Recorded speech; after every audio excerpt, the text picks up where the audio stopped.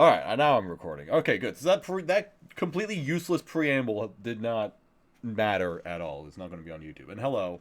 Hello, everybody. And also thank you for the birthday wishes. Yes, it is, unfortunately, my birthday. This is how I'm spending it.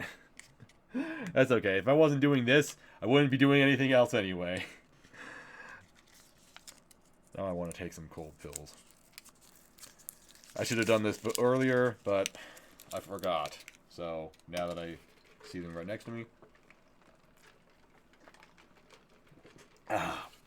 Alright. Anyway. Here we are. Talking about seasonal anime. Again. The thing we do all the time. I do it every season. Sometimes I end up watching them. Sometimes I don't. Last season I actually did a decent job of watching anime, though. I actually did an okay job of that because I ended up watching quite a few things. So I'm not like even though I'm behind on a lot of stuff, I've only completed a couple of things, but mostly everything I'm halfway done with or more. Yeah, everything I started and didn't drop, I got at least halfway done with. So, oh my god, why do I have notifications? Happy birthday, happy birthday. I don't even know who these people are. Why are they fucking talking to me? How dare they? God, so rude. But anyway, alright, so this is to say, I'm finally doing it again. I'm finally watching anime again. Isn't that great? Except this season might not be... yeah, I don't know. We're kind of, you know, fall season, I think fall 2022 is going to be seen as an all-time great season. I think that this is going to go down as a legendary season. Chainsaw Man, Mob Psycho conclusion. It looks like My Hero Academia kind of made a comeback this season, which is pretty cool. Blue Lock is great. Bocchi the Rock just exploding. Yeah, just lots of good stuff this season. There was a really good Gundam series. Like this was kind of the season where Gundam felt like a mainstream title. I mean, I know it's Gundam, and I know there's always a lot of people watching Gundam, but it felt like everyone was talking about it this season. Yeah, just a really, really great season overall. But that kind of means that the industry is going to cool down a little bit in winter. Winter and summer are usually the less important seasons, and it's usually spring and fall where the industry drops the big, hard, heavy hitters. Not to say that we won't have anything to watch in winter, and there have been occasions where winter has brought in some really, really good stuff. Just maybe not stuff that's as high profile. Stuff that isn't expected to be as good. But that doesn't mean it can't be good.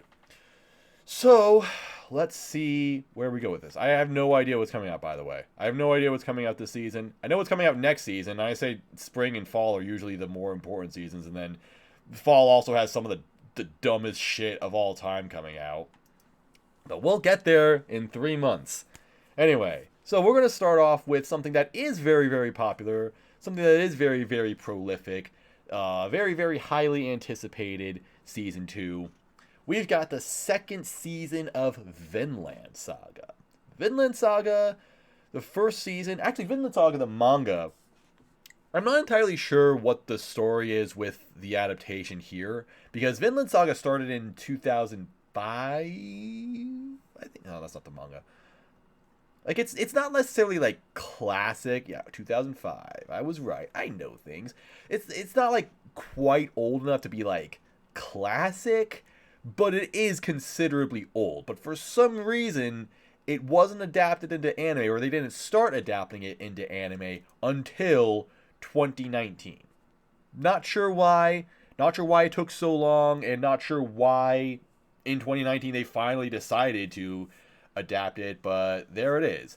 And so there was a little bit of skepticism as to how it was going to be adapted. There was mixed reception with the use of CG. That was a pretty controversial thing with the appearance of the adaptation. But overall, it came out and it was pretty solid, and I think a lot of people were convinced that this is actually a good manga. A manga that really lives up to the hype, because going back here, it's in the top 10 on my anime list. It is a very, very well respected manga.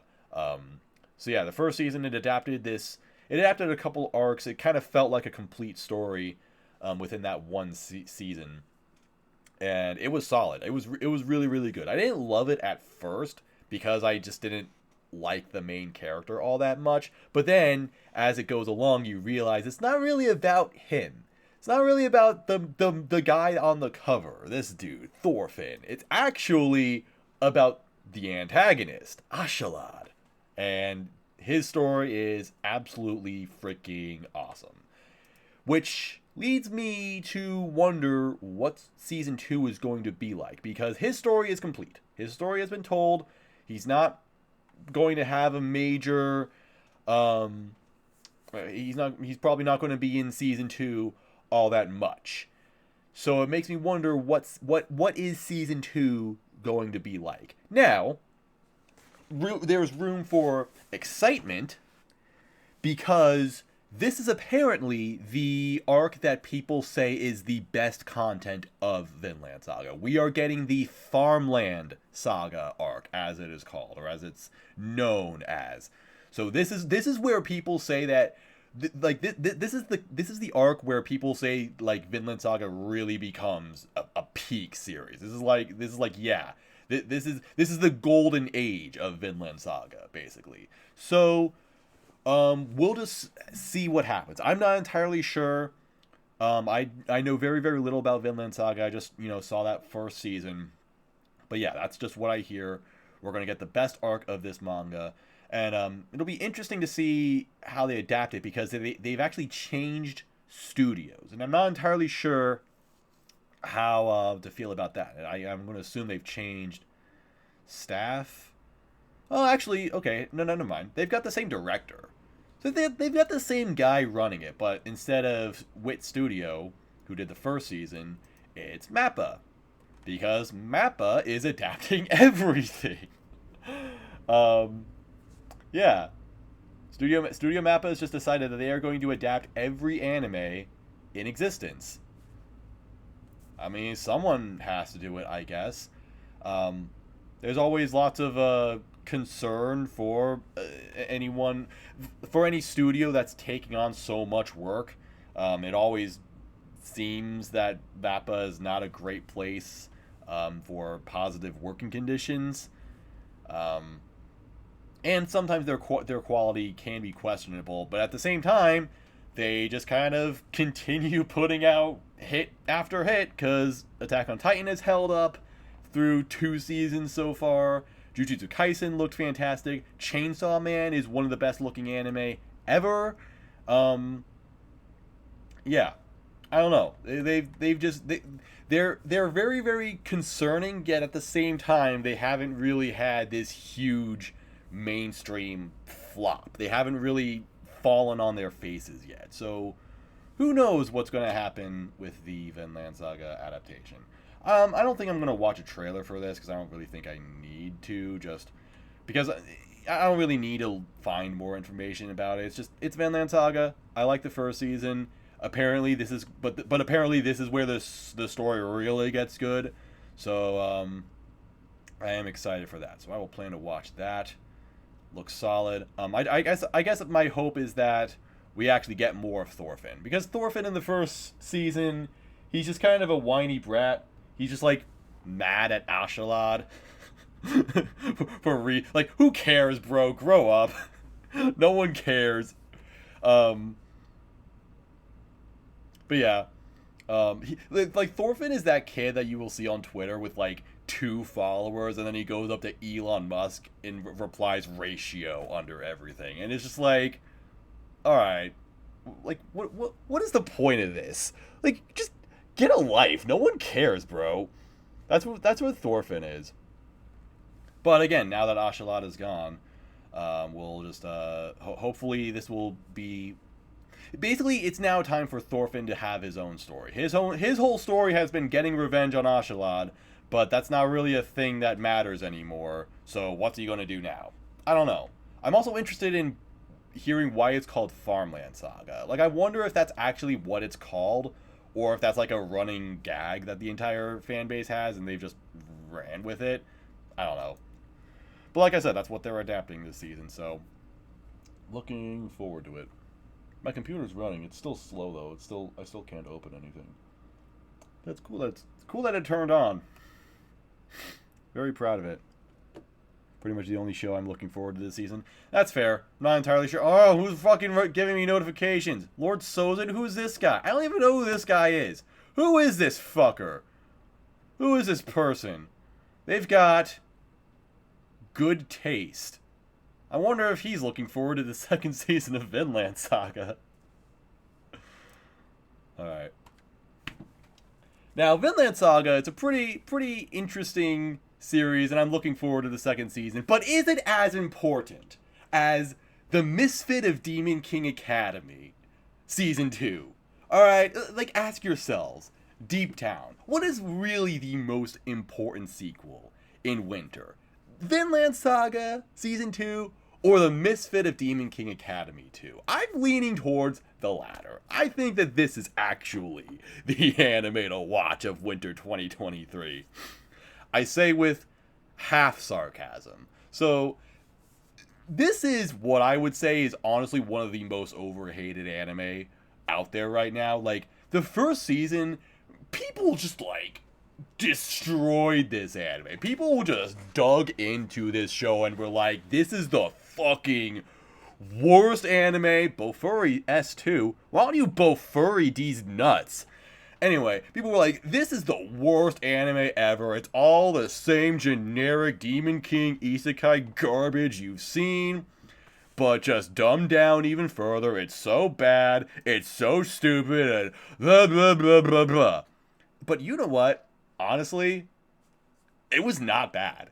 It really was not bad. This was an actually solid anime. And I think the reason why I liked it so much is because it's just so, like, excuse me. It's so coughing, that's why.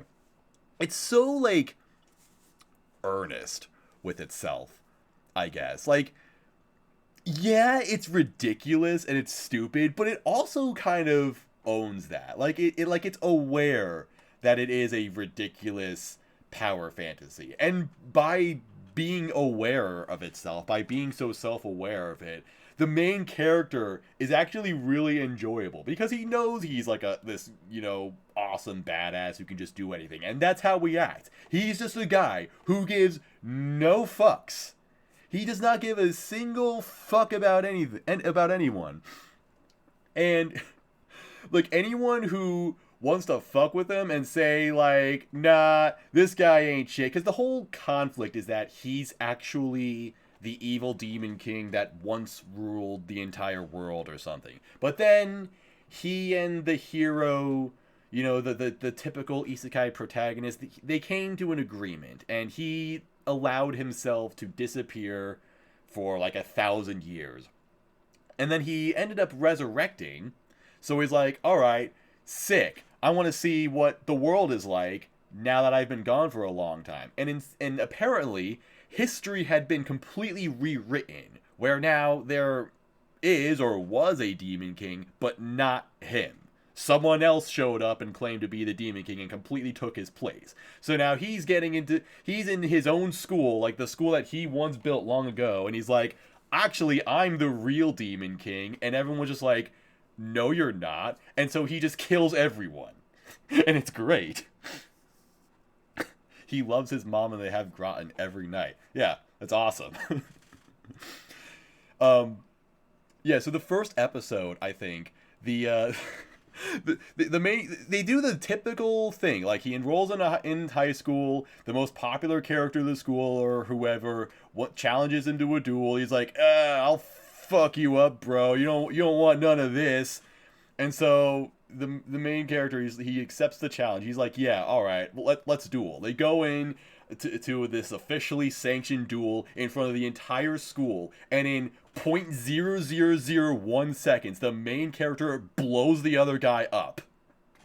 I should have not said up. I should have just left it, but left it there. Anyway, yeah, this other guy just explodes. It just instantly, just fucking dead. And then main character resurrects him and is like, yeah, how'd you like that, bitch? And then does it again. And then just keeps doing it again and again. He keeps resurrecting this person and then killing him in front of everyone in the school. And they're all just like, what the fuck is going on? Like, it's the most horrifying, traumatic event of all time. And it's just hilarious. Like, the display of power for the main character is so overwhelming and over the top. It's just so ridiculous that I'm like, yeah, alright, this guy's pretty funny. Because he's so straight-faced about everything, too. That's the other thing. Like, he just does everything so straight-faced. But the thing is, he's not like a total asshole about it either. Like, he wants to get his way, but he's not a piece of shit about it. Like, I mean, if you get in his way, then sure, he'll let you know about it. But he's actually really nice to the people who are nice to him. So he kind of gets like a harem or whatever, but he's actually real nice to his girls. Like, there's one who's like, oh, but I can't do anything. I mean, I'm definitely not as good as you, Anus Volda Goat. And he's just like, well, that's not entirely true. There are actually a couple of things that you are pretty good at. And yeah, it's actually a nice, wholesome series, and he loves his family. That's the other thing, because the way he was reincarnated is that he was birthed normally, like a normal person, which is fine. But then he grows into like a fully grown person in like 2 days, and so and his parents are just like, all right, awesome. So just freaking like he gets enrolled into his own Demon King school, and then his parents are like, "Oh, right, let's go! Yeah, our son, he's the best. Let's go!"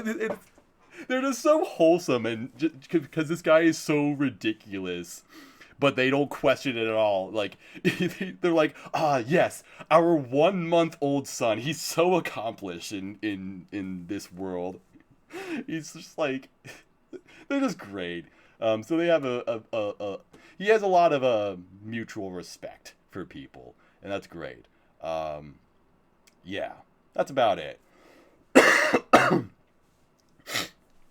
on, let me open. My other computer is finally awake. Finally warmed up. Maybe I'll be able to actually see chat. Alright, I typed in the web browser. Give it another 2 hours.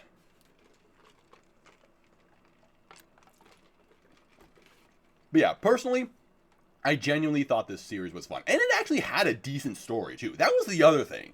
I kind of forgot what happened, but it had like some really unusual plot twists that were actually kind of complex and well thought out. Like, this series really is a lot better than people gave it credit for. Like, I understand it is playing in the sandbox of so many of the dumbest fucking idiot children in the entire neighborhood. But look, this one's actually doing some things right, alright? Like, the main character is enjoyable. The side characters are enjoyable. The story was solid. Like, there was nothing really wrong with it. There was nothing, like, seriously wrong that I could think about it. So, I gave it a 7 when it came out. Like, I also don't want to overhype it and say, like, guys, this was actually, like, the best anime ever and you all totally slept on it. Like, I mean, it's whatever. But it was solid. And I'm like, yeah, you know what? I would watch more of this. So, I'm looking forward to seeing this. And there's also going to be a second part of it. There's Demon King Academy 2, and then Part 2. So maybe this will be a split core. Who knows? I predicted Shield Hero was going to be a split core. That did not age well. Did they even... Is that ever going to happen? Shield Hero Season 3? Not yet available.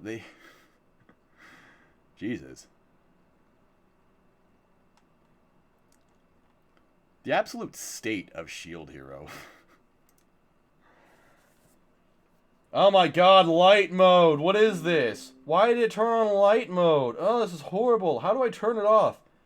How do I get dark mode for Twitch? Holy shit.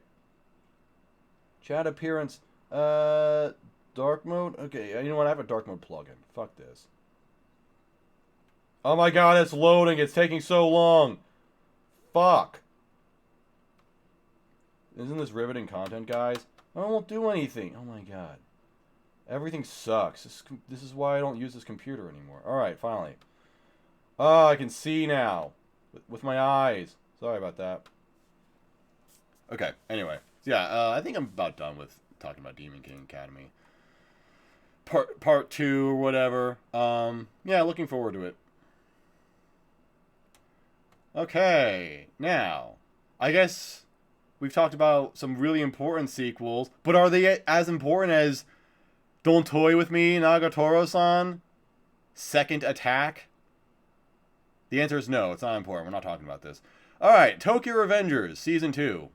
Not important, we're not talking about this. Bungo Stray Dogs, Season... Okay. I'll go back. Nagatoro. Season 2 of Nagatoro. For some reason, OLM is doing it. OLM quickly went from my favorite studio to why are they doing this? Why is OLM making things? I don't know. Now that they've also got like some random isekai or whatever the fuck this is. It looks like an isekai. Oh, it's a horror supernatural shonen. What the fuck is this? This chick has funny ass. What the fuck? Her eyes are skulls. That's crazy. Hang on, this might actually be good. What the hell is this? Kind of looks like a toilet-bound Hanako-kun. Is that who made it? No, you made nothing. All right. Anyway, that was a whatever. Yeah, OLM. They're one of my favorite studios because normally they do Pokemon. They do Pokemon and sometimes other kids stuff, but for some reason, a couple years ago, they started doing seasonal anime. They just popped out with Odd Taxi. So, awesome. And then they did Komi-san. Then they did Summertime Render. And now, for some reason, they're doing the second season of Nagatoro. I wonder if this means that Nagatoro is going to look like Komi-san. Like, it's going to have the... Oh my god. Do you hear that? My laptop is buzzing. Do you hear this?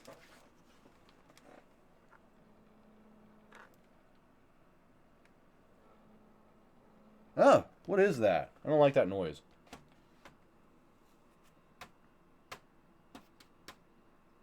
It creeps me out.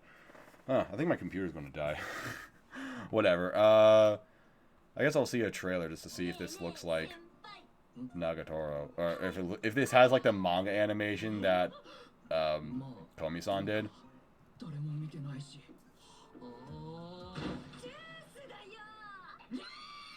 It looks exactly like the first season. That's actually maybe the weirder thing.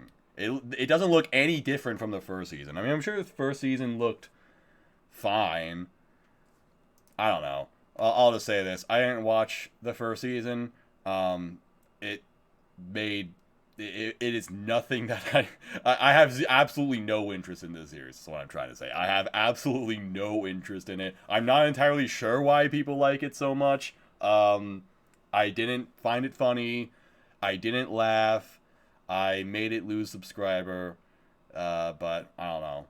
I also guess I don't hate it as much as I thought I might because, you know, I guess a comparison this series has is it's similar to Uzaki-chan, and Uzaki-chan is fucking annoying. That was the thing. Like when I watched the entire first episode of Uzaki-chan, and that show was really goddamn annoying. And it also has some kind of annoying fans too, because they're just like, oh, it's big titties. What's the fucking problem? Although it also has some really annoying haters as well. Everyone who talks about Uzaki-chan just fucking annoys me and pisses me off. Piss on me, Nagatoro-chan. I'm gonna ban you if you say shit like that. Get the fuck out of here. That's not okay. Uzaki just has a horrendous design. I have no strong feelings about this. Nagatoro does have a better design, I'll give you that. Anyway, yeah, I don't know. I just have no interest in this series or whatever. It's fine. But it doesn't bother me as much as I thought it would. Like, I remember thinking that when the first season came out, I'm like, oh man, I'm going to have to hear about this show constantly for the next, like, forever of my life. Just like I had to hear about Uzaki-chan forever, but that didn't actually happen. Like, the show just kind of came out and everyone was very nice and pleasant about it. And it's like, oh, okay. There are certainly, Nagatoro looks like my dad. What the Chat's having a normal one today. Alright, Tokyo Revengers. Christmas Showdown. The second season of Tokyo Nazi Revengers. You know, it's... This anime... This anime really shows just how soft and weak and pansy-ass it is by removing the swastika. Why'd they remove the swastika? Keep it in, you fucking cowards. Look, they're not Nazis. They're not Nazis. It's not a Nazi symbol. It's a Buddhist symbol. You guys, grow up. Learn things for once in your life. Although it is kind of funny sometimes seeing people on Twitter with the swastika in their names to identify as Tokyo Revengers fans, and sometimes when I see it in Japanese, I have to do a double take. I'm like, is this person a Tokyo Revengers fan or a Nazi? It keeps you on your toes. Anyway, Tokyo Revengers is a series about Japanese delinquents. They're about young teenage Japanese gangsters. I don't know how you make a bad series about that, but someone managed to do that. That's what Tokyo Revengers is. It's a series where people punch each other in the face repeatedly until some blonde bitch boy runs at them and starts screaming. Wait, he's not blonde. I thought he was blonde. No, he is blonde. That's the wrong picture of him. He's blonde in the anime. No, wait, he's not. Yeah, he is. Yeah, this is him. I forgot what the main character looks like. I try to forget what the main character looks like. Anyway, some guy just screams at them and cries and tells them to not punch each other. And then they're just like, wow, this guy is the stupidest motherfucker in the world. Let's do what he says. And that's the anime, basically. Also, thanks, Patchy. That's about it. It's just kids punching each other in the face and screaming and crying. And then, for some reason, there are lots of people who love this series, and they're like, wow, it's so deep. Oh, it's so emotional. Oh, the emotions. I really don't get it. Tokyo Revengers is a series that, I try to have a strength where I try to understand, everything. I just try to understand things. That's what I want to do. I want to understand everything. Even if something doesn't appeal to me, I at least want to look at it and be like, okay, well, this appeals to these people because it has these things in it. But with Tokyo Revengers, I legitimately don't understand why this series is as popular as it is. I don't understand why there are lots of people who are like, this is the best manga, the best anime of all time. Although I don't know if anyone's saying this is the best anime of all time. The anime looks fucking terrible. The anime looks bad. But the thing is, the manga also looks really bad. The manga art sucks ass. That was the one thing I thought this series had going for it when I was watching the anime. I'm like, okay, well, the story sucks, and this anime looks like it's adapting it like shit, but maybe the art in the manga is just, really, really good, and that's why people think it's so good. And then I actually read a couple of chapters, and I'm like, this looks fucking terrible. This is, worse than early Attack on Titan bad, bro. This is, Erased. You know, if anyone remembers Erased, that series had really, really bad art, but at least the story of it was good. I was maybe hoping it would be like that. It would be the inverted Erased. Bad story, but really good artwork. No.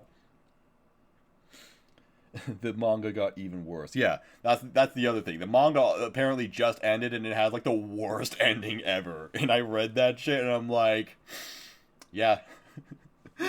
Tears streaming down my face. This is the worst manga ending of all time. Yeah. I don't know. This whole series, it's very, very questionable to me. I don't understand why it's so popular. Am I going to watch this? That's the thing. Am I actually going to watch this? Because I don't think I want to. Why should I? Why should I watch this? There's nothing actually good about it. One funny thing about it is, when people... There's a very common thing nowadays when people like to talk about something that's bad, they like to call it like Mickey Mouse or whatever. Usually that's for something that's that people deem inauthentic. It's usually a sports thing, but for some reason it came over into media as well. But yeah, I don't know. Sometimes I see people call this like Disney Revengers or shit like that just because it's so bad. And then the series got licensed to Disney Plus. So it's actually Disney Revengers now. That makes me happy. Yeah, I don't know. I don't know. Am I going to watch this? Again, that's a thing. Do I? Should I? We'll see how much I've got to watch this season. Because even if I don't watch a lot this season, there are lots of other things that I want to be doing this season that just might not have to do with current anime. So I might pass on that, to be honest. Yeah. I don't know. Another thing that I'll pass, but I might actually come back to this someday, is the 4th season of Bungo Stray Dogs. The 4th season of Ongo Bongo, or whatever. There used to be a running joke about this. So back in 2016, when the first 2 seasons came out, I reviewed both of them on my anime list, and one of them is right here. Hey, look! It's me! And my running joke was that I just kept misnaming the series all the time. Like, I just kept finding ways to call it something else. And for some reason, people were like, wow, what a great review. He completely whiffed on the name of this series, but like 300 times. But what a great and well-written review. Oh yeah, and I also kept saying Kyoka killed 35 people, just like over. Like this is a total meme shit review, but that was people needed to know. People needed to know that this girl Kyoka killed 35 people. She says that constantly in the show. Like she's like every line of dialogue is like, my name is Izumi Kyoka. I killed 35 people. It's like, all right. How you feeling today, Kyoka? I killed 35 people. All right, cool. Anyway. Where the fuck was I going with that? What was I even talking about? I think I was just talking about my misnaming shenanigans. Anyway, so I've seen the first 2 seasons, and I would describe this as almost like an ideal 5 out of 10.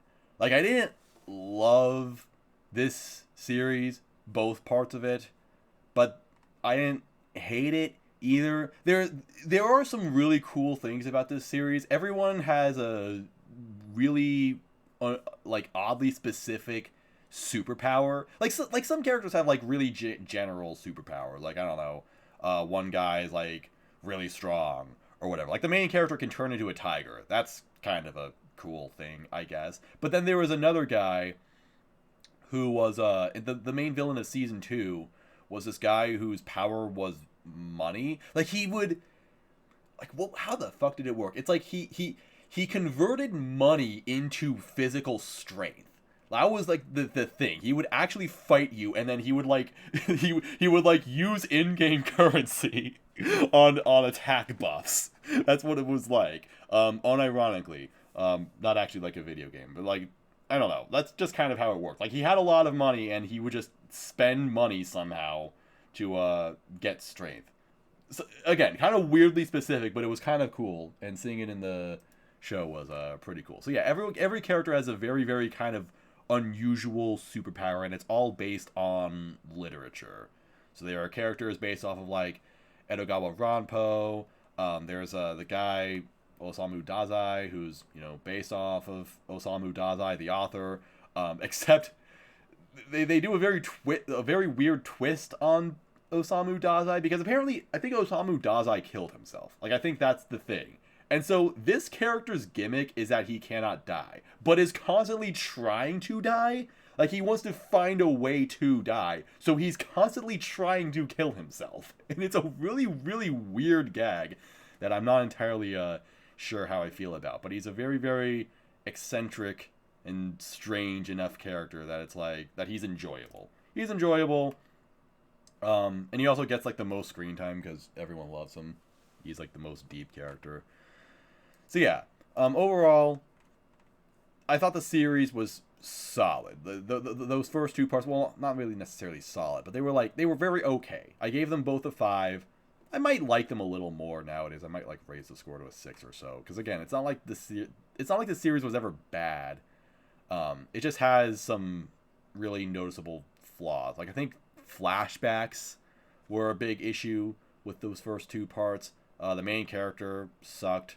There were lots of like really boring like throwaway characters, and it's just a couple of guys who are really interesting. But still, there are cool things about this series. It's animated by Bones, so it looks amazing.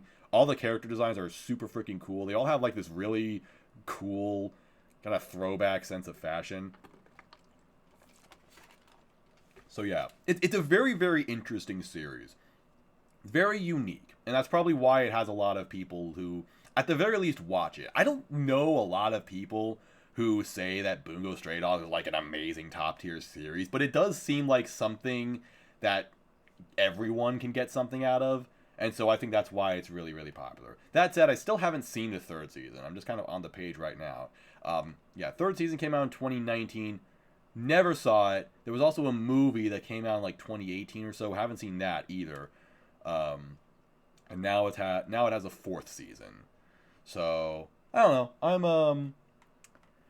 I guess I might be interested in catching up to it, but it's also not a priority. That's exactly how I felt with the third season. Like, when the third season came out, I'm like, maybe someday I will watch this, but I am not in a hurry to do so. And I haven't heard anything, like, exceptional about it. It's just like, it's more Bungo Stray Dogs. But I guess that's kind of cool. So, yeah. Good to see that Bones haven't forgotten about this franchise like some of their other franchises, though. Like Noragami, Kekai Sensen, you know, I might prefer sequels to those, but you win some, you lose some, I guess. At least this one exists.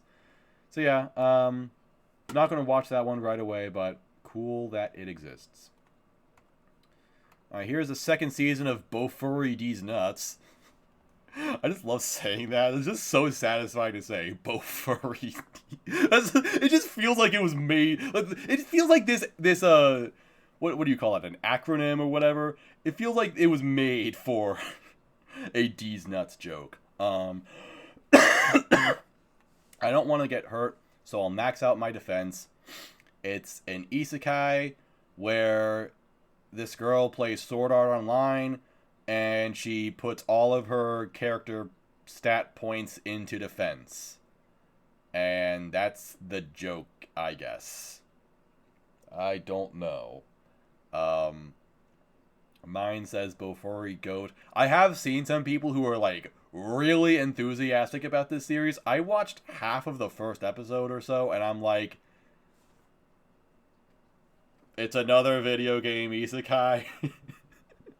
It doesn't seem very interesting, but I don't know. Some people are really, really enthusiastic about and say this is like the best series ever. So I would be interested in giving it a second chance. The first season, or maybe I'll just jump straight into the second season. How about that? What if I just jump straight into the second season, no context, and just be like, yeah, I understand everything that's going on. Shield Heroine, yeah. This is the actual Shield Hero. Shield Hero Season 3 died for this show. Which, you know what? Is a noble sacrifice. I prefer this. Yeah, I prefer watching this over Shield Hero Season 2. I still haven't seen Shield Hero Season 2. That's on my plan to watch, I think. Is it? I have a lot of stuff here. No, it's actually not. It's maybe on my theoretical plan to watch. Doesn't really matter. Anyway, yeah. Season 2 of BOFURI.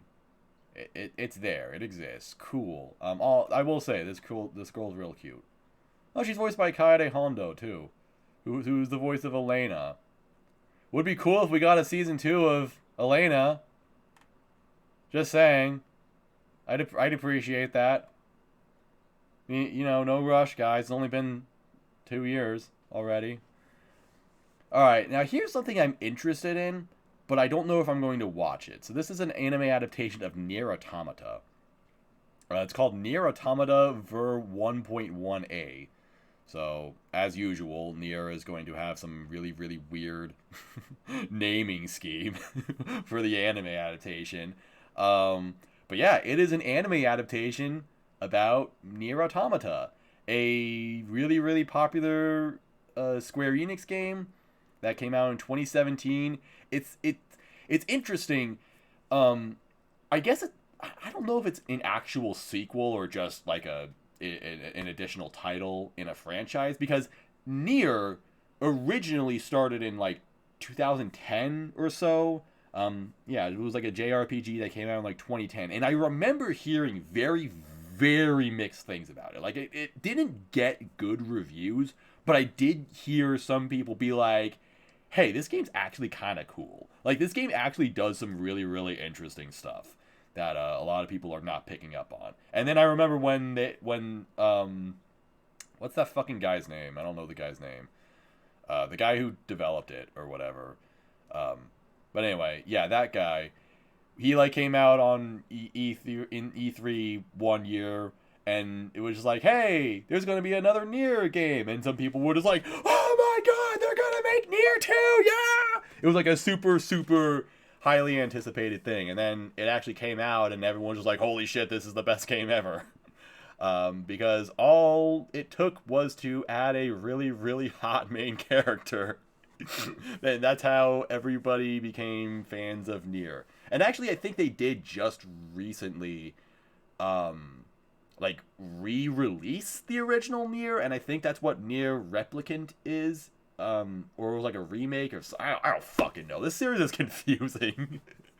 But in any case, NieR Automata, I know just a little bit about it. I don't really know that much. Obviously, it's some series about robots. Apparently, it has a lot of meta commentary within video games itself. So apparently, it's like this really, really unique and interesting video game. I actually have it. I have it on PS4. I would really like to play it. It's one of those things that's been on my mind for a long time. It's just like, I just gotta fucking play this game someday. I'd probably like it. I probably would like it. I mean, if nothing else, it's got a hot main character. So what else do I need? But adding on to what I said about the game itself kind of having meta commentary on video games, that makes me really wonder, what would an anime adaptation of this be like? Is that a good idea? Like, that's the thing. Is it a good idea to adapt NieR Automata into a video game? So that's why I say I'm interested in this, but I don't know if I'm going to play it. At the very least, I'm not going to play it, or I'm not going to watch it, rather. I'm not going to watch it until I play it. That's what I wanted to say. Yeah, I don't know if I'm going to watch it right away, but I will play the game. I'll probably do that, like, this season, so that I don't have to hear too much about what happens in the game. I don't get, like, spoiled on it or anything. I don't really get spoiled on stuff, but still. Yeah, it is... Sorry. I don't know why I'm covering my mouth. It's not like you guys are... It's not like I'm spreading my germs at you guys. Just instinct. Anyway, it's adapted by A1 Pictures. It has the assistant director of Great Pretender and the director of Blend S, and he's done work on Ava 3.0, Plus 1.0, and Promare. So this guy's done some stuff. So it'll probably look pretty good. You know, for what it's worth, A1 Pictures have been alright recently. Like, they haven't done anything that's pissed me off lately, which is kind of shocking. Although I don't love the way 86 looks, personally. Like, 86 doesn't look bad. It just looks like every other A1. It just looks like Sword Art Online. That's just the thing that kind of bothers me. Not sure if the story would be good, but the gameplay was kind of boring for me. Interesting. Well, we'll see about that. Also, yeah, Aimer, OP, Amazarashi, ED. I'm personally not particularly enthusiastic about either of them, but alright. Yeah, Aimer does way better EDs than OPs, I think. Because Aimer had a really good Chainsaw Man ED. I think she did some other stuff that was really good for EDs. But the one OP I remember her doing was Fire Force, one of the Fire Force OPs, and that was like, eh. It was just eh. So yeah, I don't know. But yeah, NieR Automata, version 1.1a. Not sure. I respect its existence. I will, I guess, keep an eye on it, but I will just play the game. That's what I'd rather do. Because I don't know. Last time I watched an anime adaptation of a video game, it wasn't the best. I mean, it wasn't bad, but yeah, it just kind of exists. Last time I watched an anime adaptation of a Square Enix JRPG. Anyway. Alright, guys. Well, we've talked about a few important sequels, and we've asked some important questions, like which of these sequels are, you know, really worth watching. But let me ask you the most important question of the entire season. There's something we really just gotta talk about, alright? Would you punch Kotoko for $1 trillion? It's back, guys. She's back. The most punchable character of all time is back for season 2. It's Inspectre, or In/Spectre. Season 2. Kyoko Suiri, aka Inspector. The first season came out in winter of 2020, so it's been 3 years. It was actually supposed to come out last season, fall 2022, but it got delayed, or at least maybe not even fall. Maybe it was sometime before that. I don't know. It got delayed. Point is. Sorry, I keep coughing because I'm finally like kind of done being sick, but I was sick for an entire goddamn week, and that shit sucked. But yeah, anyway, at least now I'm not congested. A few days ago, I was literally more congested than I have ever been in my entire life. I literally could not breathe out of my nose for like 2 days. It sucked. It was the worst thing ever. I could hardly even swallow. Like that's how bad it was. Anyway, so Inspector is an anime about a girl who lost her eye, her right. Well, one of her eyes and one of her legs. I don't know which one is which. Fucking one of them. And in exchange, she became the, like... what the fuck is she? Let's just read the fucking... She became the goddess of the yokai, or whatever the fuck. She basically has command over all the yokai in Japan, or some shit like that. Some weird supernatural shit. TLDR, whatever. She controls yokai, whatever. And then this guy, he comes from like some weird ass family that made him eat the flesh of a mermaid. So he's someone who can regenerate. He's immortal, completely immortal.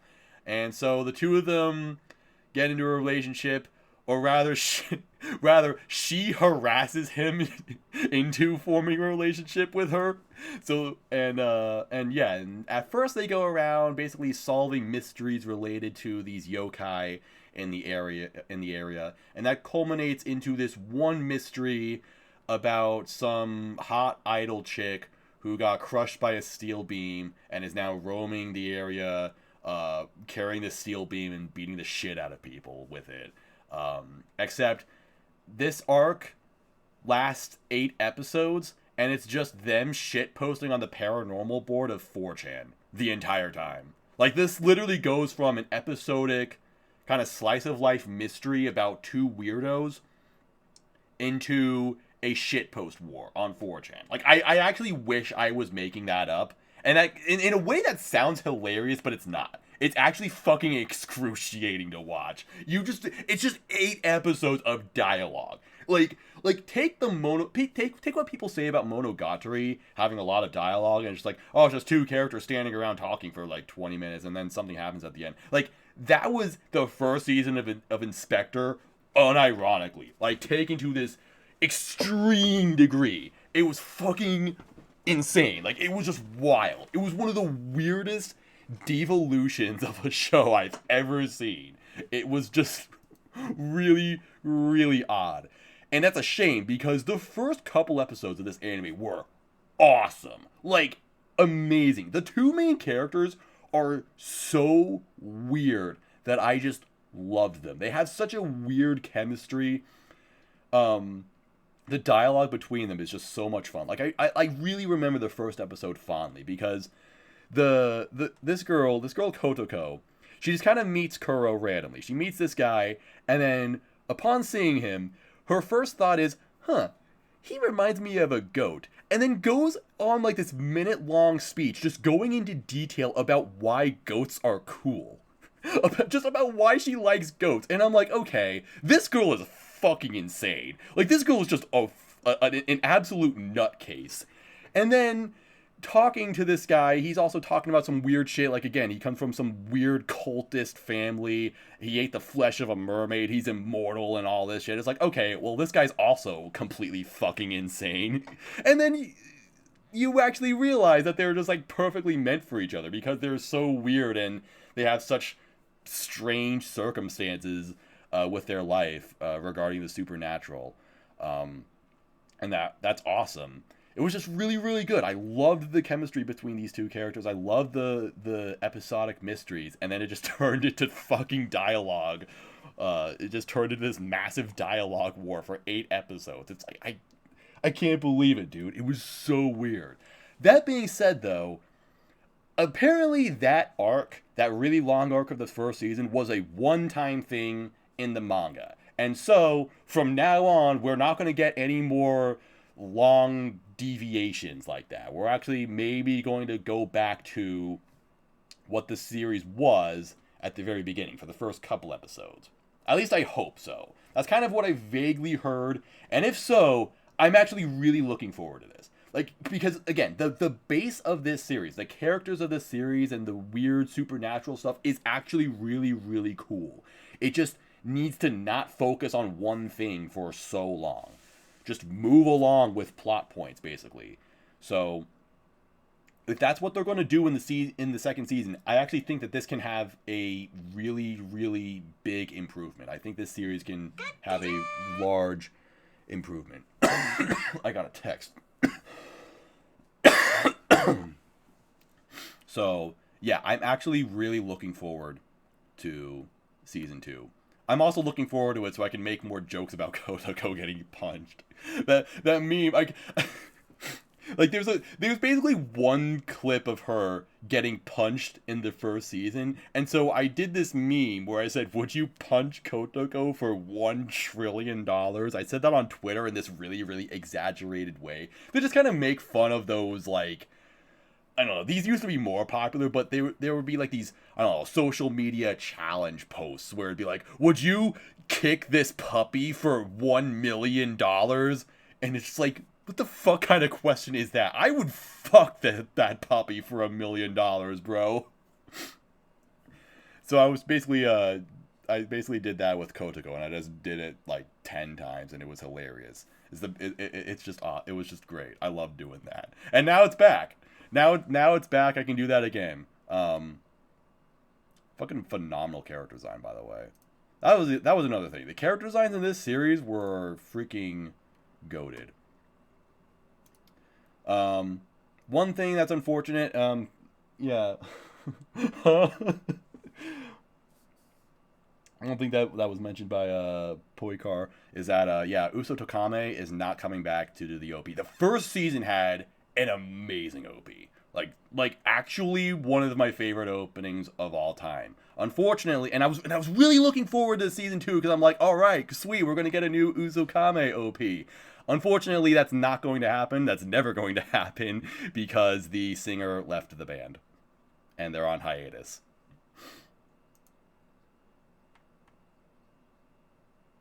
Life is disappointing. And, yeah. So I'm going to plan to watch that. Looking forward to it. Hope it's better than Season 1, but it doesn't have to do much to be better than Season 1. Really, actually looking forward to that. That's probably the most I'm looking forward to a sequel of an anime that I gave a 4 out of 10 to.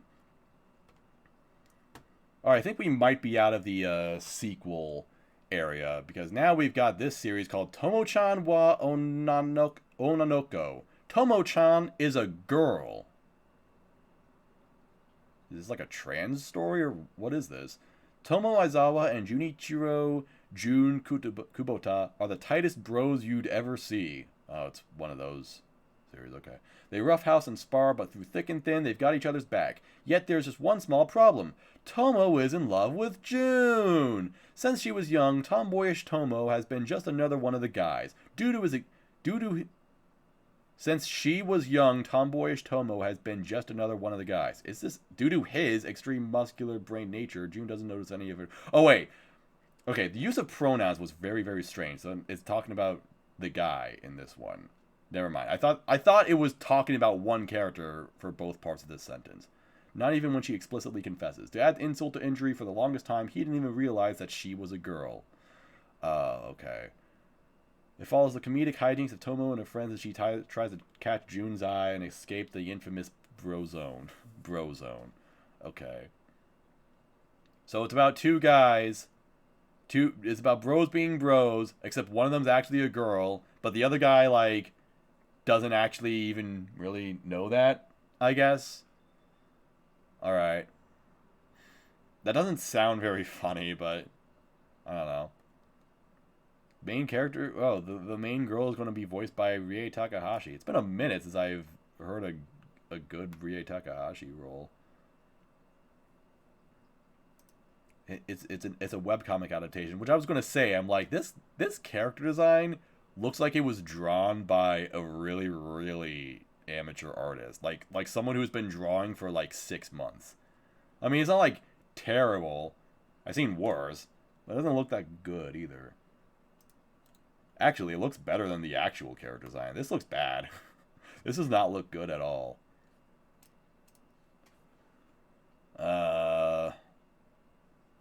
I think I might have been more interested if this was actually a trans story, though.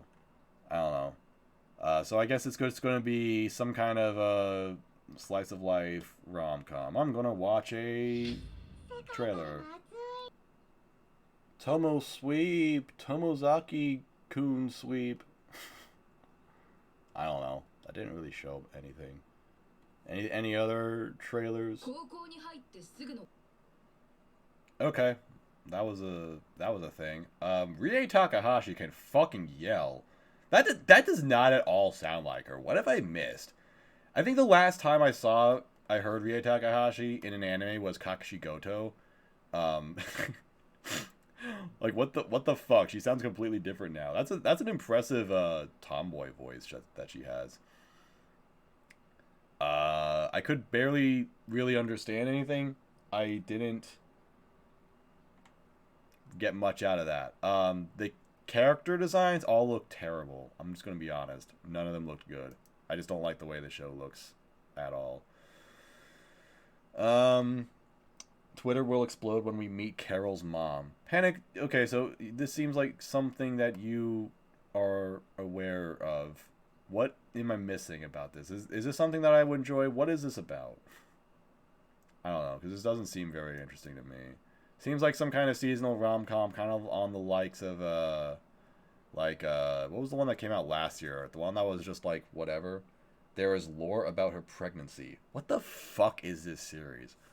Never mind. Why did I ask? Shikimori-san. That's what I was thinking of last season.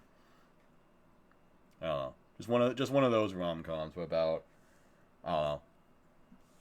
Just kind of a funny gimmick characters, I guess. Yeah, I guess that's the thing. It's a gimmick character rom-com. I don't know. Except I don't think the joke for this one just doesn't even seem all that strong. It's just like this girl's in love with this guy, but the guy doesn't entirely see her as a girl, I guess, just sees her like as a bro. I don't know. I don't really know where they'd go with that. It doesn't seem like it would last very long, being funny. I think I'll skip that, but I don't know. Maybe it's all right. Maybe I'll actually watch it and just to try it, just to be like whatever. All right, Otonari no Tenshi-sama ni Itsuno manika dame ningen ni sareteita ken. The angel next door spoils me rotten. After catching a cold by giving his only umbrella to a girl sitting in the rain, Amane Fujimiya only expects her to eventually return it. However, Mahiru Shina... What? Mayuri Shina? What? What is this?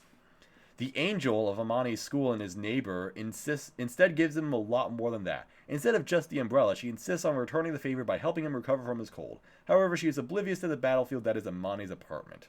What? What does that mean?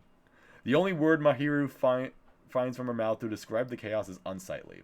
But despite her unsympathetic description, Mahiru proceeds to help the hopeless Amane. Otanoe blah blah blah blah blah follows Amane as he is taken care of by Mahiru, who attends to various chores from cleaning his apartment to cooking dinner. Is there anything that the angel cannot do? Alright, so it's one of those series. It's one of the, This is actually the Shikimori-san of the season. It's about a magical girlfriend who can do anything. And it's like, yeah, Project Number 9, nope, yeah, I'm with you on that. It's about some random dude who's just like me for real, and then he just randomly stumbles into a relationship with the most amazing girl ever for no reason at all. And that's the show. That's what it looks like. That's what it seems like.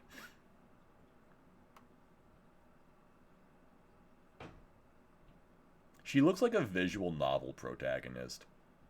That's what she looks like. She looks like one of the 5 girls that you would date in a visual novel. Except her eyes and hair aren't quite glossy enough. She doesn't look bad, I suppose. And the guy looks like a visual novel protagonist. Sorry, by visual novel protagonist, I meant visual novel heroine. I meant the girl that you would date in a visual novel or whatever. She's the girlfriend of Itsuki Akazawa. Thanks for explaining that. I have no idea who that is. It's this dude, apparently. Yeah, that's definitely a best friend character guy. Alright, Lihua Wang. They've got a Chinese person directing this, it looks like. And anyone else on the staff? No, basically. Did the music for Steins Gate Zero. Interesting. Yeah, Project Number 9, though. In the contention for worst studio, they have never made a good show. They have never, ever made a good show. Ever. I stand by that. I scrolled past Tomozaki-kun and Higehiro. That's right. Those can fucking stay there. So, I'm gonna say chances of this one being good, or at least worth watching for me, pretty low. But again, I can see why people would like it. It's for people who want, like, a magical girlfriend to take care of them. Just like Shikimori-san kind of was. I'm going to repeat what I said earlier.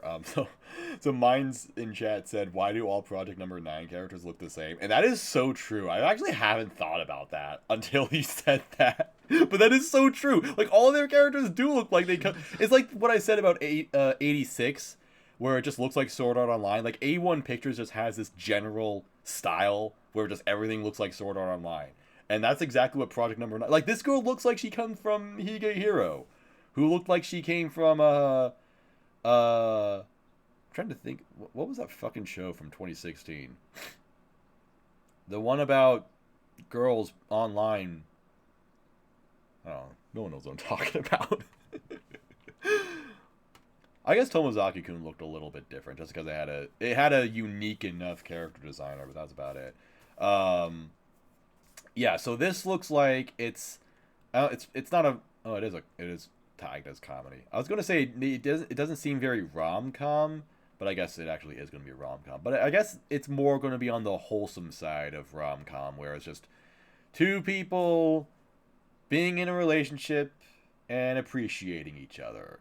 Like I said, it seems very much like Shikimori-san, maybe a little more for sad, lonely dudes who just want a hot GF to take care of them. It's going to be one of those shows that just gets fucking slandered. Like the shows for dudes who get no pitches and stack no paper. That's what this anime looks like. Look, personally, I don't care. I don't care. Some people just want to be comfortable watching an anime. Some people just want to live out, just want to watch their fantasies play out like that. I'm cool with it. I don't mind. I'm not judging anybody. I'm just saying that's probably what's going to be said a lot about this anime. It seems like that. I'm personally, I'm not interested in this, but have fun, you guys. Look, there are worse things that you could be doing as a sad, lonely male. You could, for example, watch Danmachi, Season 4, Part 2. So I guess technically this is like Season 5. Why is it a Part 2? What is so... Yeah, what color is his Bugatti? Doesn't matter. His Bugattis are at the bottom of bodies of water because he's in jail now, Lamau. What color is your jail cell, bro? What color is the bucket in your jail cell? Anyway. Danmachi Season 4, Part 2. Part 1 came out in July. It's a split core for some reason. Okay. I don't care. It's Danmachi. I haven't seen Danmachi since 2017, and I would like to keep it that way. Next. Spy Kyoshitsu, aka Spy Classroom. The one thing I know about this anime is that it has hot goth chicks in it, so I'm planning to watch this. The character designer is actually the person who designed Botan, the VTuber from Hololive.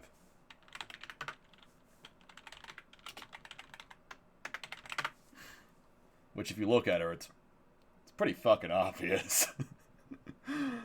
She looks like she comes from this anime. But yeah, other than that, I have no idea what it's called. Is this going to be like Princess Principal, where it's just like goth chicks doing cool stuff? Let's see. After a gruesome war wreaked havoc on the general populace, the governments of the world turned to a more elusive tactic to further their agendas. A war fought in the shadows. That's going to be one of those.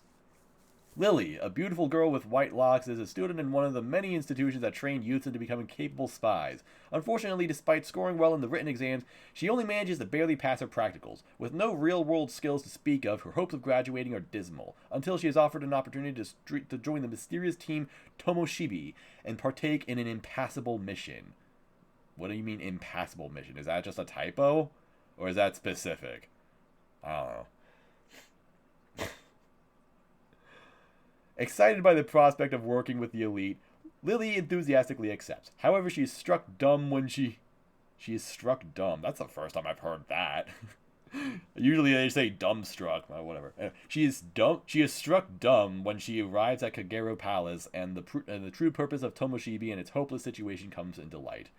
Joined by other problematic female spies along with a mysterious young man spearheading the operation, Lily realizes that this is not the ideal escapade that she had pictured. This is literally just the, this is exactly what the Eminence of Shadow is doing, and this is like the girls from the Eminence of Shadow. It's like they got their own show. That's fucking weird. Except the Eminence of Shadow is fucking terrible. Hopefully this is not. Oh, it's a harem. Oh, shit. Oh, fuck, this really is the Eminence of Shadow. Oh, no. Oh, no, what am I getting into? I thought this was going to be good. No! I don't know, it sounds maybe kind of cool. It sounds a little bit like Lycoris Recoil.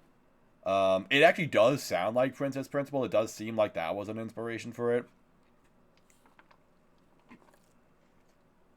And, there was one other that I was thinking of.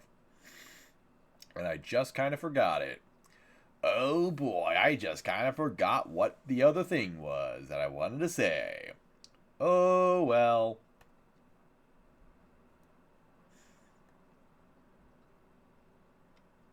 Oh my god, they made her titties huge in this character design. They made her titties gigantic in the anime. It just goes from like, alright, It's like, yeah, that's big, but it's not like crazy. And then it's like, boom! I don't know if you can actually tell from here, but holy shit, bro. NEDB has better images for character designs. So let's look at those. Oh, this is definitely a Chuni. She's got a Chuni hairstyle. She's got an eye patch. This is my favorite character. That's good. That's the best character of this series. And these are good. These are good character designs. I like them. I like them. I appreciate this.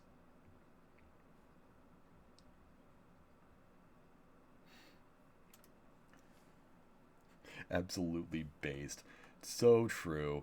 Yeah, I don't know. Well, the character designs look good, so that's cool. It's animated by Studio Feel, who what was the last time I saw a Feel anime? Oh, it was...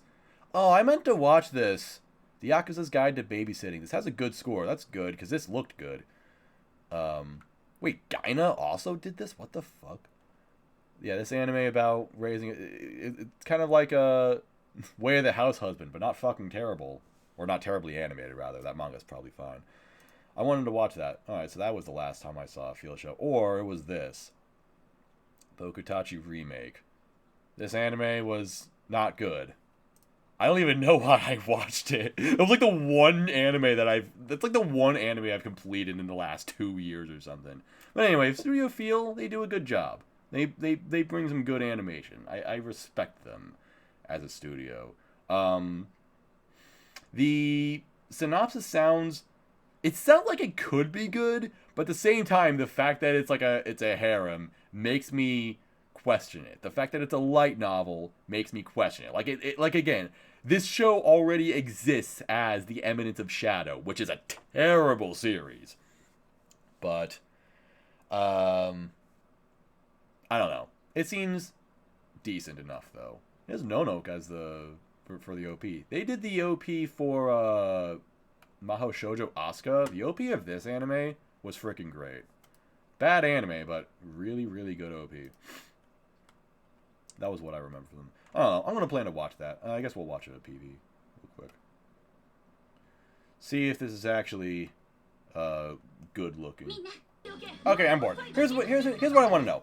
What do they actually do in this anime? Like, I get that they're trying to be spies, and I get that the spies have, like, some kind of purpose to, like, I don't know, be spies and to, like, I don't know, kind of like Spy X Family, where it's about keeping the peace, I guess. But, like, what's the end goal here? That's what I want to know. Where is this series actually going? That's what I want to know. Is there actually going to be a story to this? Is it going to be something worth watching? Is there a goal? That's my question. These are my questions. That's what's going to be on my mind as I watch this. So plan to watch. Doesn't look bad, but it does need some substance to it.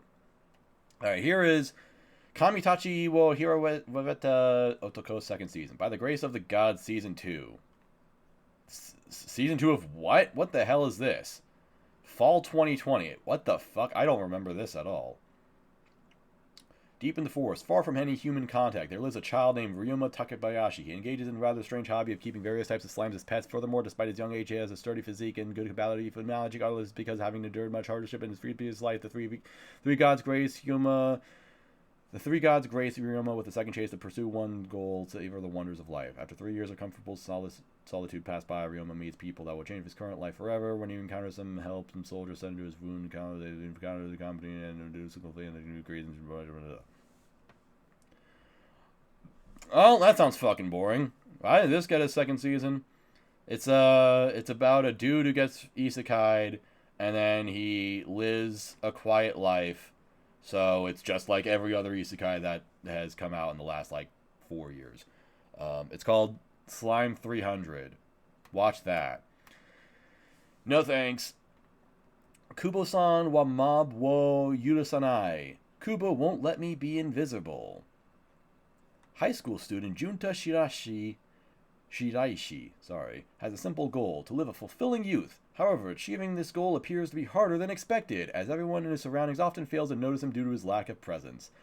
In fact, Shiraishi's lack of presence is so severe that people think his seat in class is always empty, and mistakenly assume that he often skips school. Okay, just sit in your fucking chair, bro. What does that mean?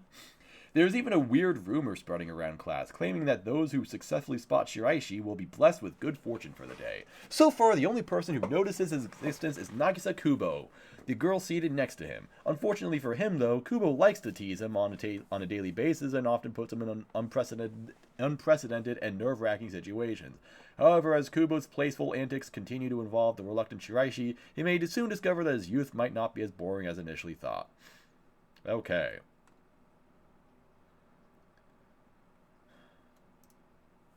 Oh, wait, so this guy's actually... Okay, so... His name's actually Mob. Or his nickname is Mob. That's hilarious. And by that, I mean... No. Why would you do that? What the fuck? Who do you think you are? I don't know. What the fuck is this? What is this creature? Kind of a cute older sister, at least. That's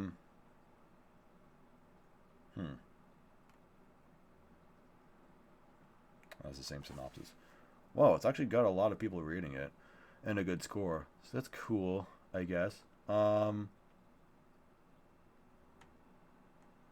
also in Young Jump. Interesting. I don't know. I'm trying to formulate some opinion. I kind of don't. Maybe I'm being like Kubo, where I'm just being invisible right now or something. It's also animated by Pine Jam. It was one of the more interesting studios, I think. They just did do it yourself. They have sometimes they have like this kind of weird, I don't know, they don't have a consistent aesthetic, but sometimes they do make anime that like look kind of unique. Like Do It Yourself was kind of like that.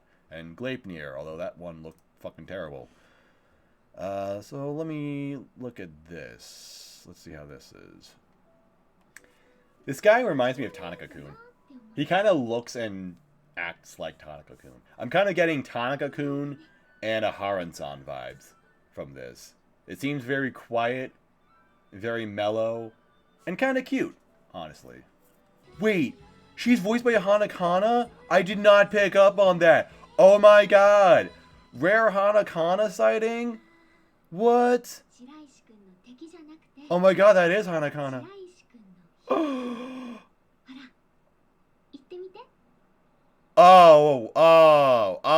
my heart. Oh, my heart. Ah, my doki doki. Plan to watch this. That looks cute as hell, actually. Okay, I didn't get much out of actually reading the synopsis, but then seeing the anime and like what it's going to be like. This looks adorable. Oh my god. Hanakana! Let's freaking go! There's gonna be another Psycho-Pass movie? When did they announce this? Wild. Anyway. Yeah, that looks adorable as hell. See, this is the fluffy slice of life romance that I can get behind. This is what actually comforts my lonely heart. Not the shit like The Angel show, whatever the fuck this one was. The Angel Next Door. Even the title of that fucking sucks. Anyway, next we've got Kori Zokusei Danshi Tokul na Doryo Joshi, the ice guy and his cool female colleague. The ice guy? What? Himuro is an office worker who belongs to a race of supernatural beings with strange powers. Whenever he is deep in concentration, he subconsciously plunges his poor co-workers into a close rendition of the Arctic. Even so, contrary to his icy powers, Himuro is a warm and kind person. He likes flowers and cats, but alas, he cannot get too close to either. Himuro has a soft spot for his colleague Fuyutsuki, a calm woman who has a knack for providing simple solutions to his unconventional problems. Whenever Fuyutsuki does something for him, a snowstorm of emotions build inside Himuro's heart, and he fails to notice a raging snowstorm he causes to the office floor. Thanks to his snowy tantrums, Himuro's feelings are apparent to everyone but Fuyutsuki. However, fueled by immense adoration and desire, Himuro is prepared to do whatever it takes to capture her heart. Alright. What a strange series. So it's like a weird workplace comedy where everybody has powers.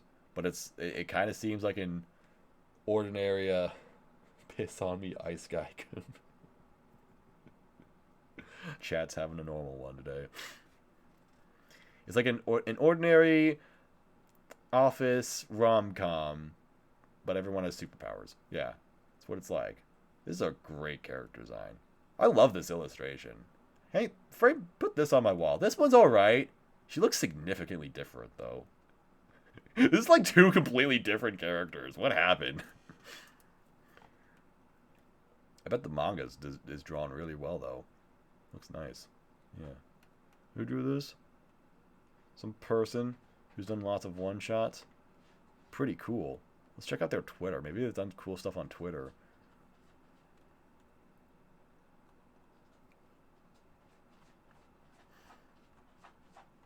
Ooh, look at that. Oh, this is beautiful. I hate the texturing on her jacket. I kind of hate it when that happens. When they have like this plaid design, and it's obviously just like a fill-in tool that they used for that, and it just does not work well with the lines. But still, I like it. I like the way these characters look. Very cute. Anyway, yeah. Very nice. What else? Let's look at this dude. Is this the main guy? Yeah, of course it is. He's got silver hair because he's a snow guy. Oh, he's voiced by Chiaki Kobayashi. Cool. He's got a good voice actor. This is a... No, never mind. I thought this was the voice actor for Legoshi, but he's voiced by someone else named Kobayashi or something. Was he voiced by... Chikahiro Kobayashi. Yeah, that's my confusion. Chikahiro Kobayashi. I'm not that stupid for mixing those two up, am I? Anyway, yeah, this guy has done a few pretty boy characters though. Oh, he did Longa. Of course he did. Of course he voiced Longa. So that's cool. Wait, who's she voiced by? Yui Ishikawa. Okay. Maz, the illiterate fool. That's right.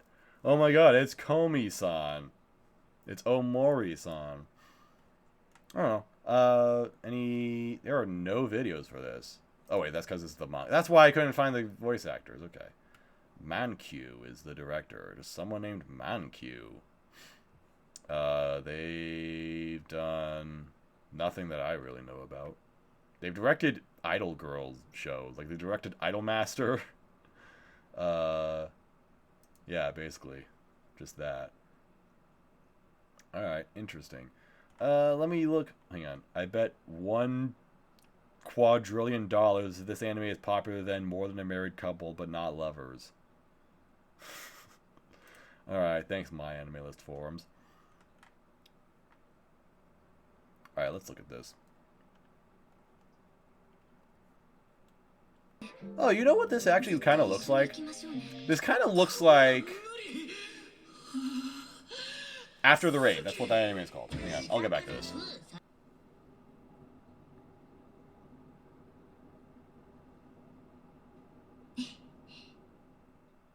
That seemed kind of cute. I kind of liked that. Yeah, this seems alright. I'm going to plan to watch this. Looks pretty decent. I don't know if this is going to be, like, great, but it looks cute. Seems to have a cool enough synopsis. Ha, cool. Get it? Yeah, anyway, I mean, the show doesn't actually, like, really look like After the Rain, I guess. But it just kind of reminded me of that. Like, the way the girls... Like, the way the girl has, like, really big, glossy eyes and a really, really small mouth. It's kind of like that. I guess it's just the general shoujo style. It's going to be good, calling it now. That's a safe bet. Maybe a little bit of a sleeper hit for this season. I could see that. Studio Liber. It's their first anime. Good for them. All right. Okay, now here is Trigun Stampede. This, I believe, is a continuation of the original Trigun anime. I think that's actually what this is.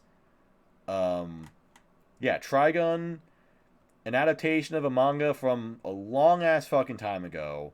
26 episodes, but the manga is hundreds of chapters long. Wait, no, it's not. It has 22 chapters. Wait, what? Trigun Maximum has 102 chapters. Okay, so kind of. But yeah, but this anime, it's kind of it's a classic anime. It's one that I don't think people like know. I don't think a ton of people know about, but it is one of those that like it's kind of like one of those anime like Bebop where people say like, "Oh, I don't like anime, but oh, this one's pretty good." Like that's kind of what I heard about Trigun back in the day. I'd like to watch this at some point, especially to get to this, because I like I said, I'm pretty sure this is a continuation of the anime and not like a remake. I think Orange came out and said that it is, although it's just listed on my anime list as new anime project for Trigun, and it's not listed as a sequel. So I don't know, but yeah, I don't know. It seems like a cool series that I want to see, and it's animated by Orange, which is the famous CG studio that everyone loves. They did Hoseki no Kuni and Beastars, and yeah, now they're doing this, and it looks pretty cool, I think. So let's watch this real quick. It looks all sad and moody and dramatic, which is interesting because I think the original Trigun is supposed to be really fun, and it's like a rule of cool show, you know? I did not see that that way with this new one, but I don't know. Very interesting. The new one looks very smooth and I guess more stylish, but I guess that could also fit Trigun. What do I know about Trigun? But cool that it exists. I think I'll just plan to watch it. Well, I don't actually like adding stuff to my plan to watch if I don't plan on immediately watching it, so I'll just leave it off. But I will eventually when I get around to watching the original one. All right, Inu ni natarasuki na hito wa hirobaweta. My life as Inukai-san's dog. Oh no, what is this? What is this? What is this? Is this a hentai? This just straight up looks like a hentai. This has to be. What the fuck? Is this like... Oh my god, what the fuck? It's the same key visual, but they're in...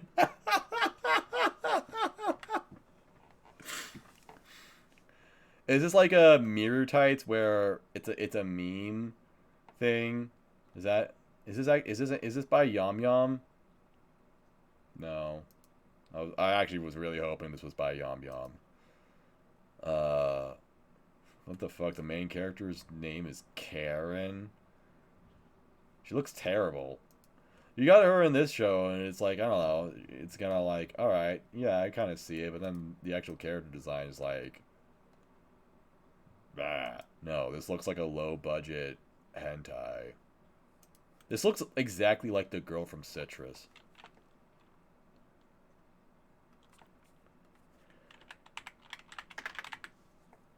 I mean, I get that it's the Gyaru character type or whatever, and they're not supposed to look like all that different from each other, but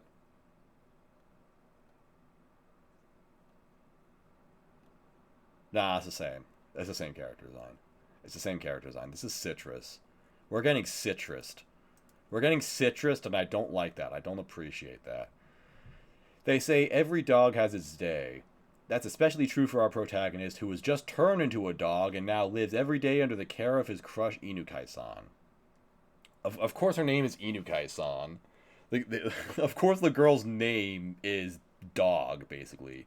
She happily dotes on her new companion, and while he wants to return to human form someday, there's something wonderful about being cared for by the person he loves. So it's just like, I don't know. It's just a show where a guy's a dog. Is it like a first person thing? Why did I open that? I didn't want that. This thumbnail looks like this girl's about to take a shit. This really is a panic core show. She's gonna piss on us. We're watching this. What the fuck is this?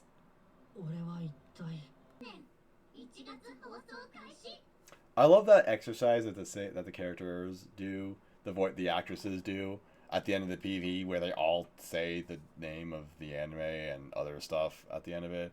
Anyway, question. Where was it? Okay. What did they mean by this? What did they mean by that? I'm confused and maybe concerned. So anyway, so it's an anime where a guy turns into a dog for some reason, and then he watches this hot girl. I don't actually think she's hot, but whatever. You're supposed to think she's hot, and she takes her clothes off, and I guess that's the show. That's the thing. Yeah. Why are there like 30 people on this OP? Gakkou Fuwaku Fraction by Miyuki Hashimoto, Yui Sakakibara, Rita with Airi, Ayumi, Reka Kitakiri, Yumi Kawamura, Sayaka Sasaki, Duka, Mitsuki Nakai, Nomiko, Akimi Sato, Yosuka of Asterisk, Reno, Ria. They got the entire population of Tokyo fucking doing this OP. Hi, I want to offer promotion of your channel, viewers, followers, chatbots. The price is lower than any competitor. The quality is guaranteed to be the best. Auto on, incredibly flexible and convenient order management panel.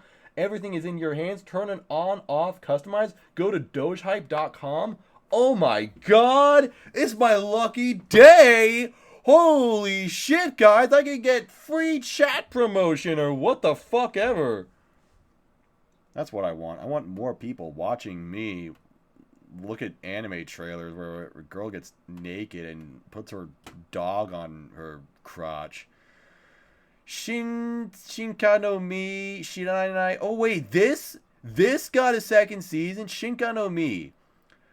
Okay, so this is an anime that I previewed in 2021, and I made like a very, very small attempt to watch this just because I saw reviews of the light novel or whatever saying that at first the light novel was like super ridiculous and generic, but then it turned into something different. Like it does a fake out sort of thing. So I was willing to look at it and thinking, okay, maybe this ain't, because this, like, reading up on the synopsis, it's like, okay, this looks like total dog shit. This doesn't seem good at all. But then people were like, oh, but yeah, it wants you to think that it's super generic, but actually there's something else going on with it. And I'm like, okay, I'll watch it to see what the deal is. I watched, like, I don't know, 30 seconds of it, and I'm like, no.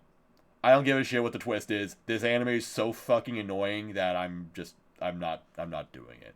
It's just that ridiculous, over-the-top anime humor. There's boobs. Guy screams a lot. Wacky tone shifts and all that shit. And I'm just like, I don't care. I'm not watching this. And somehow it got a second season. How did it do that? How'd they do that? Why is Nano doing the OP for this? What the fuck? Nano hasn't done an OP in years. And now suddenly she's on this? At least I think she hasn't done an OP in a long time. I hope. Oh wait, she did Human Bug Daigaku. She did the OP for that? How did I not know that? How did I not notice that? Although, I was close to being right. Because, yeah, if not for this, it would have been since Kenrikusa.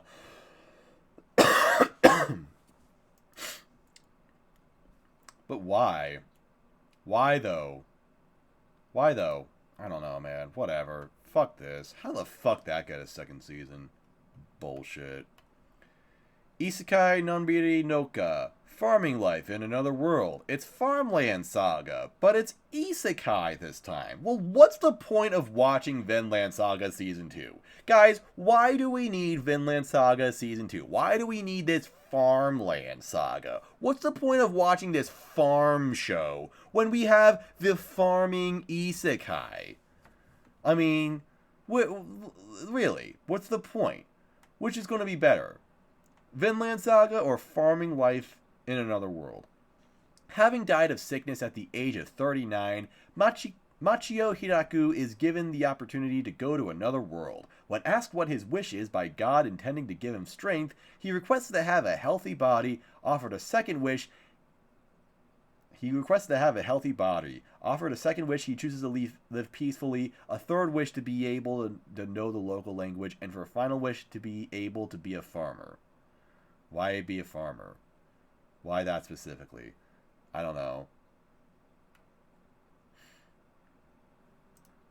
Oh my god. I like that the character synopsis, the character description is longer than the synopsis for the show. Our hero, resurrected human from Earth, modern Earth in parentheses, thank you. After dying at age 39, the former company man found himself meeting a god who had need of him on another world. In fact, Hiraku was allowed to choose from which world would be sent. Why is there a comma there? That's unnecessary. He would ultimately choose to be sent to a peaceful world so he could be a farmer like the ones he saw on television during his life. After years of being bedridden with poor health, he was granted the wish of a younger body that would not suffer from illnesses. He is granted the gift of AFE, all-purpose farming equipment, which can transform into any non-powered tool Hiraku can imagine. He can summon his tool when needed, have it transform into anything he needs, and Hiraku seems to have a likable personality which draws all assortment of people, with high percentage of them being women to his dismay. After all as they're all after him. Okay, wrong there. As more people join him and live out his farm, his land would become a village, and he would be starting be referred to his as. Hang on. As more people join him and live at his farm, his land would become a village, and he would be be referred to his as chief or village chief. That is what is written right there. That is how they fucking wrote it. Wow. That was an exercise right there. That's a long character description, but at what cost? It looks like this is the same as the farming fantasy show from last season. What farming fantasy show from... You mean there's another one of these? I don't remember. The last farming isekai I saw was Otome Game, which was a good anime. I should watch the second season of that. What was the other farming show? This one? Is it this one? I just clicked on one randomly, thinking maybe this is a farmer show. Is it this one? Oh, it is this one. Hey, I was right. I got it. Wow. Well, this one has a 5.89 on my anime list, so, you know, it has a really... It's tough competition. We'll have to see which is going to be the better farming isekai anime. The Great Farming Isekai Wars of 2022 and 2023. Yeah. Anyway.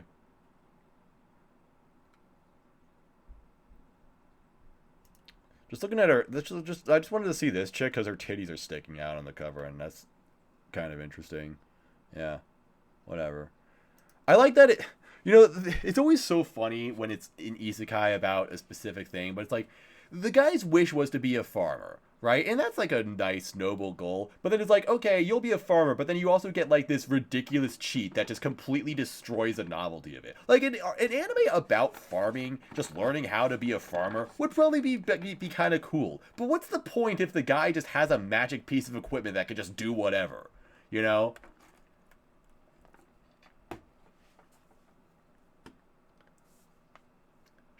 Just takes away all the charm. I think I'm gonna not watch that. I accidentally clicked on that. I think I'm good. I'm greatly anticipating its success in the Great Farming Isekai War, or whatever. Anyway, okay, so this is one I already have on my plan to watch, and I'll explain why after I read it. Eiyuo bu wo kirameru tame tenseisu soshite sekai Saikyou no minarai kishi. And then some symbol that looks like a key or whatever. Reborn to master the blade, from Hero King to extraordinary squire. From his deathbed, Hero King Inglis These fucking names, dude. The divine knight and master of all he surveys, gazes down on the empire he built with his mighty hand. Having devoted his life to statecraft and his subjects' well-being, his one unfulfilled wish is to live again, for himself this time. A warrior's life he devoted himself to before his rise to power.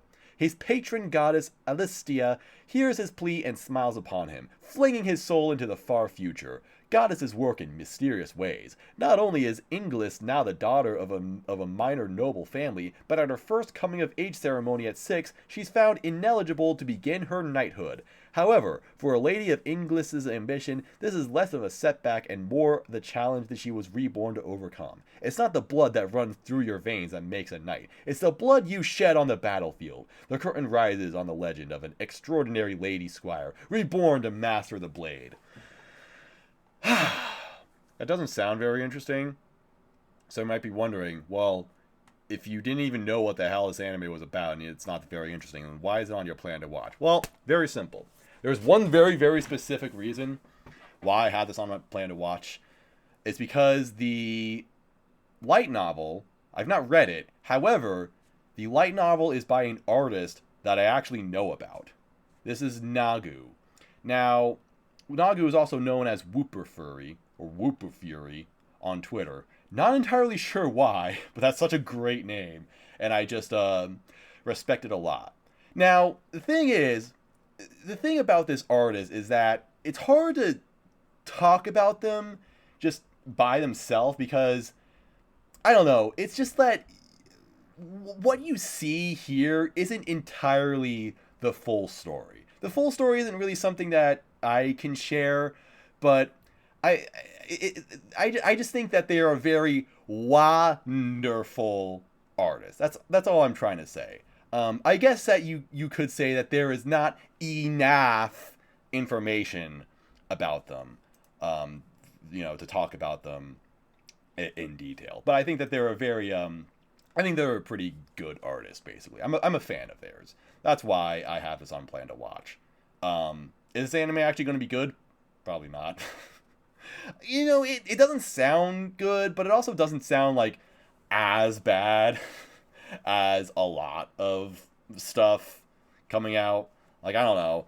The underdog night story, I guess, is kind of cool. Like, person goes into night school but can't do shit, but they're gonna overcome it anyway. Like, that sounds kind of cool, unless they have some magic cheat code where it's like, actually they appear to be the weakest, but actually they're the strongest because of a very specific reason.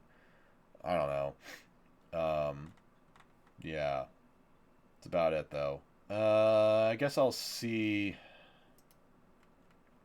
First of all, actually, I want to see the character designs. I haven't actually really looked at the character designs of this.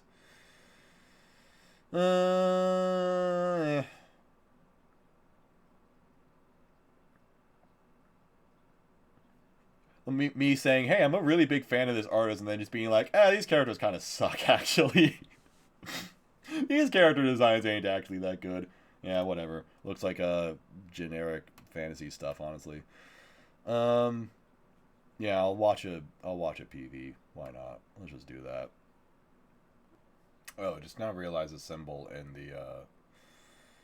the title is a female symbol. Okay, you know what? I'm gonna be honest. That didn't actually look that bad. The animation actually looked alright. I don't think this anime is gonna be amazing if it is better than expected, but you know what? It doesn't seem terrible. Maybe still ordinarily I wouldn't plan to watch this, but because I'm actually familiar with the artist, I have the smallest amount of respect for it, so I'm just gonna plan to watch it. What's the worst that's gonna happen? That OP was kind of a groove. It was kind of a banger. Sounded kind of nice. So yeah, I'll try it. Might not get very far with it, but I mean, hey, if I'm giving Misfit a try, I might as well. Anyway, Oni-chan wa Oshimai. Onimai, I'm now your sister. I've already kind of seen some stuff about this. Seems like it's going to be a bit of a lolicon show. interestingly enough, it's by Studio Bind, which, yes, the Mushoku Tensei Studio Bind. In fact, I'm actually pretty sure a lot of the people that are working on this show are the people that made Mushoku Tensei. Like, I think there's actually a lot of excuse me, staff crossover with this. Although the director is completely different, so who the fuck actually knows? There we go, animation director for there. Well, for a couple episodes at least. Maybe not, actually. I don't know. I just remember kind of hearing, wait a minute, the editor of Happy Sugar Life. What? Hang on, is this going to be a good show? Neko Tofu. Why does this look like why does this look like the girl from Urara Meirocho? That's kind of who that looks like. I don't know. Nikio Watanabe.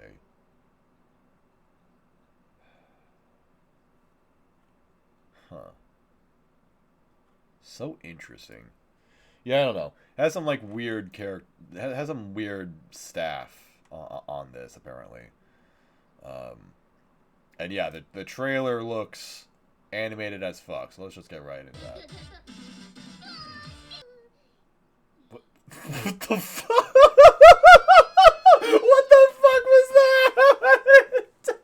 Alright, so, wow. I just unpaused at the perfect time.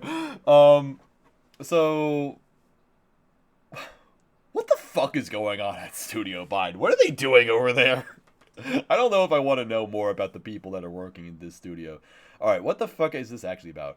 Mahiro Oyama was just a normal erotic game-loving dude until he woke up one morning as a woman. Turns out his mad scientist little sister, Mikari, tried out one of her new experiments on him, with the disastrous outcome as far as Mahiro's concerned. But Mikari is as determined to study him as he is determined to go back to his shut-in game-playing life, and one thing's for sure, life is going to get a whole lot weirder from here on out. I like that they just really, really try avoiding... discussing what actually happens to this guy. So it's a guy who turns into a girl, I guess. Like I guess his PP turns into a different PP. I think that's what's going on here. I think that's what I meant to assume. Very odd. You know, I'll give it this. The anime is probably really, really well animated and like really well made. It also looks extremely irritating, and I don't think I would enjoy it at all. The subject matter makes me very, very, very extremely cautious. I feel like I'm stepping into territory that is uncomfortable. So, personally, I'm going to avoid this.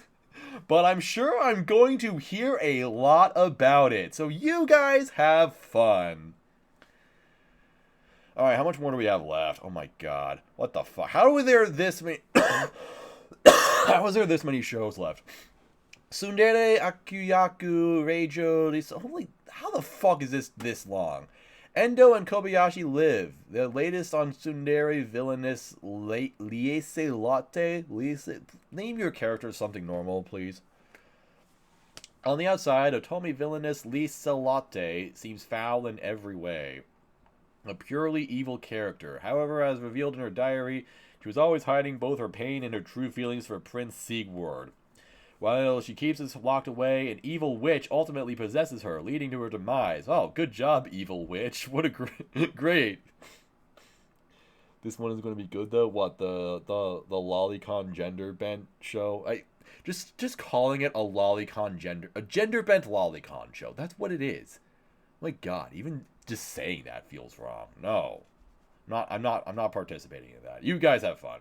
Whatever. No judgment. No judgment here. Anyway, okay, what the fuck is it? Alright, evil witch possesses her, leading her demise, blah blah blah blah, and an N coded into the game Magic Hoi. Broadcasting club members Aoto, Endo, and Shihono Kobayashi decide to play this game. In another universe, Prince Sigurd hears their voices, believing it to be a divine revelation from a god and goddess. These voices clue him into something he never noticed before. Lisa Latte is actually overwhelmingly adorable. There are no resets in this game, and just one chance to change the future for the ill-fated villainess. In years to come, these two entities who would guide the country to prosperity and greatness would be known as play-by-play Endo and color commentator Kobayashi. So, wait, what? So, I'm confused. So, these two are playing a video game, but it's like the characters are actually real? Is that what's going on here? Do I have that right?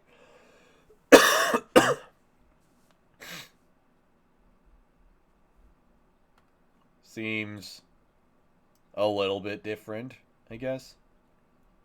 I feel like I like that cough did nothing, but now I feel like I have to cough again. But I don't want to cough again. Oh my god, it's Kanahana again. Is Kanahana back into doing anime regularly?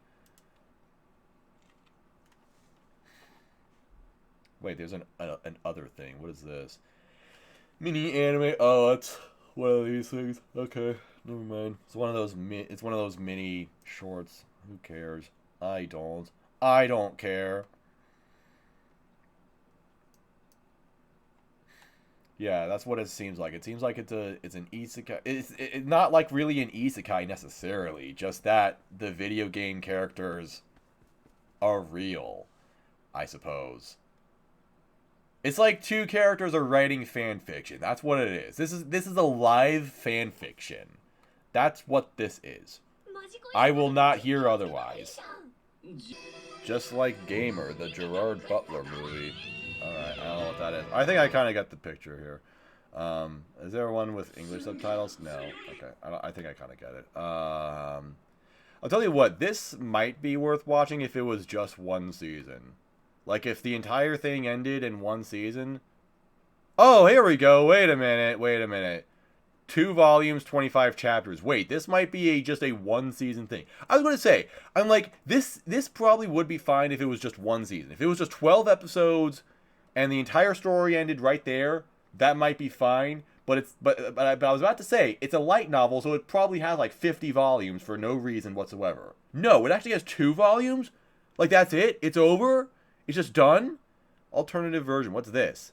Publishing since 2019. Is this the manga? Is it based off of a light novel or a manga? Okay. Which came first? April 2019 to August 2019. 25 chapters. I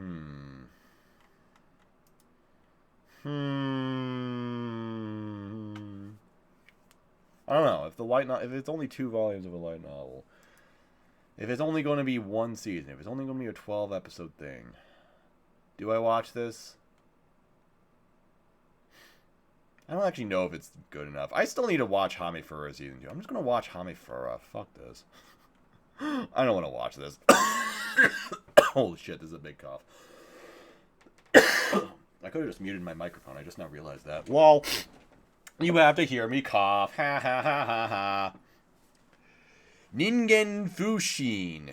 Adventurers who don't believe in humanity will save the world.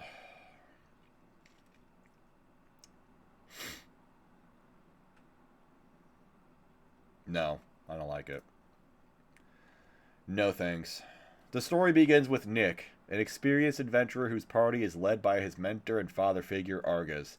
Following the completion of their latest job, Nick discovers a chunk of the money had gone missing and realizes one of the party members is the culprit. To his surprise, Argus forgives the member and instead expels Nick after being accused of also embezzling funds. One night, after several weeks in a downward spiral, Lemon? Nick ends up in a local tavern where fate leads him to meeting the 3 fellow adventurers. After a night of drinking, the 4 bond over their own betrayals and their destroyed ability to trust anyone. This is when Nick hatches on the idea for the 4 to form a party. Thus, the story begins with the party of adventurers united in their belief that humans are bastards and desire to make some honest coin. So it's a party of people, but they all hate each other and they're all extremely toxic. Okay. And it's just like a light novel fantasy. Yeah. This is another one where I might watch it if it was like one season. If it was 12 episodes, but it's probably not. It's probably going to be really long for no reason. I'm Standing on a Million Lives, but not Isekai. I don't even know what I'm Standing on a Million Lives is. No thanks. I'm good. Plus, it's animated by Geek Toys, and Geek Toys is like the worst studio, so probably not worth it. Tensei Ojo to Tensai Reijo no Maho Kakume.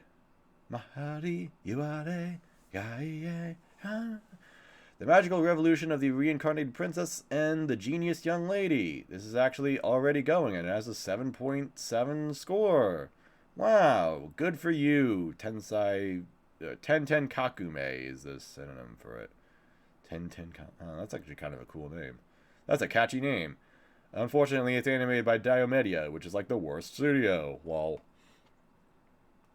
Normalize adapting shorts complete series. I agree. Normalize making short series. Normalize not having light novels go on for like 50 volumes.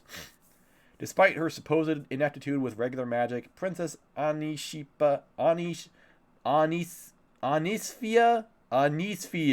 Princess Anisfia defies the aristocracy's expectations by developing magicology, a unique magical theory based on memories from her past life.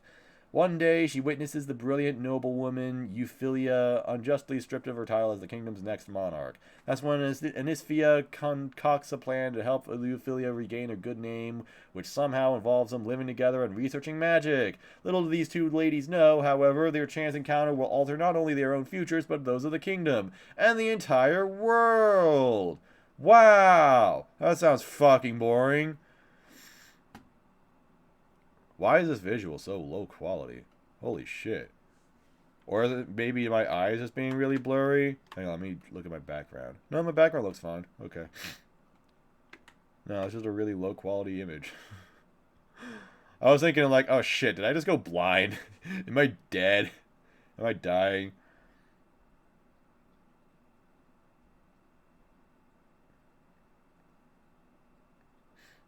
These character designs are actually alright. I'll give it that. It looks okay. I mean, they're like generic, but they're at least crisp and colorful. They're drawn well. Wonder who this is. Who is this artist? One of these days, I'm going to click on one of these artists, and then it's just going to be like straight up porn, and I'm fucking banned. Yeah, I wanted to see if they actually designed a VTuber. That's why I wanted to see. No VTubers that I know about. Oh, this one looks like she's wearing a cute hat. Maybe I'll watch her streams.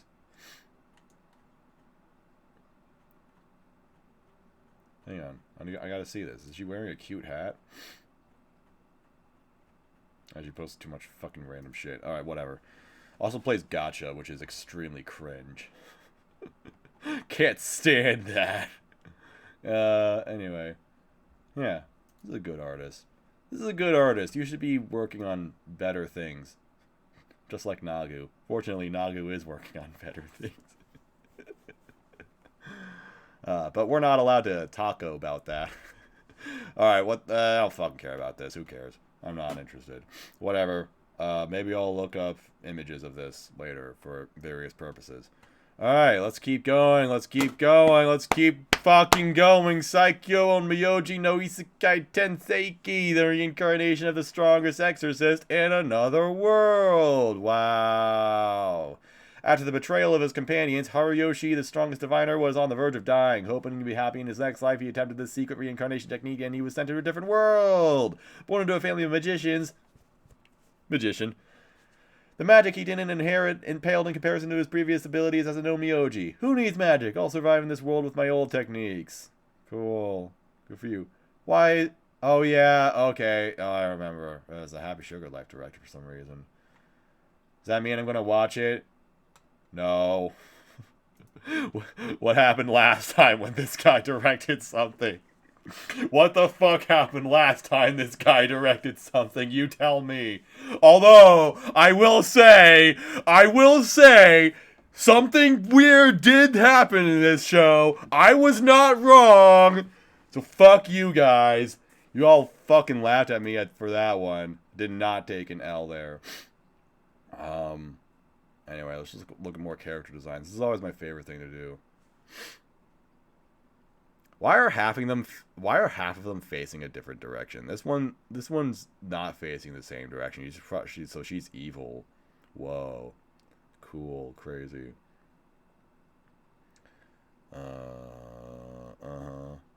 What is this? That is a very large dress. What is this? It's a very large hat. Wow. That is a very large everything. There was a lot going on in here. Okay. You need to calm the fuck down. How do you have that much hair? How do you have that much everything? How do you have that much fabric and hair? Why does she have a tie that's like 4 feet long? What the fuck is this? This pisses me off. This is not okay. Don't do that. I'm not watching this anime and it's all her fault. It's all her fault.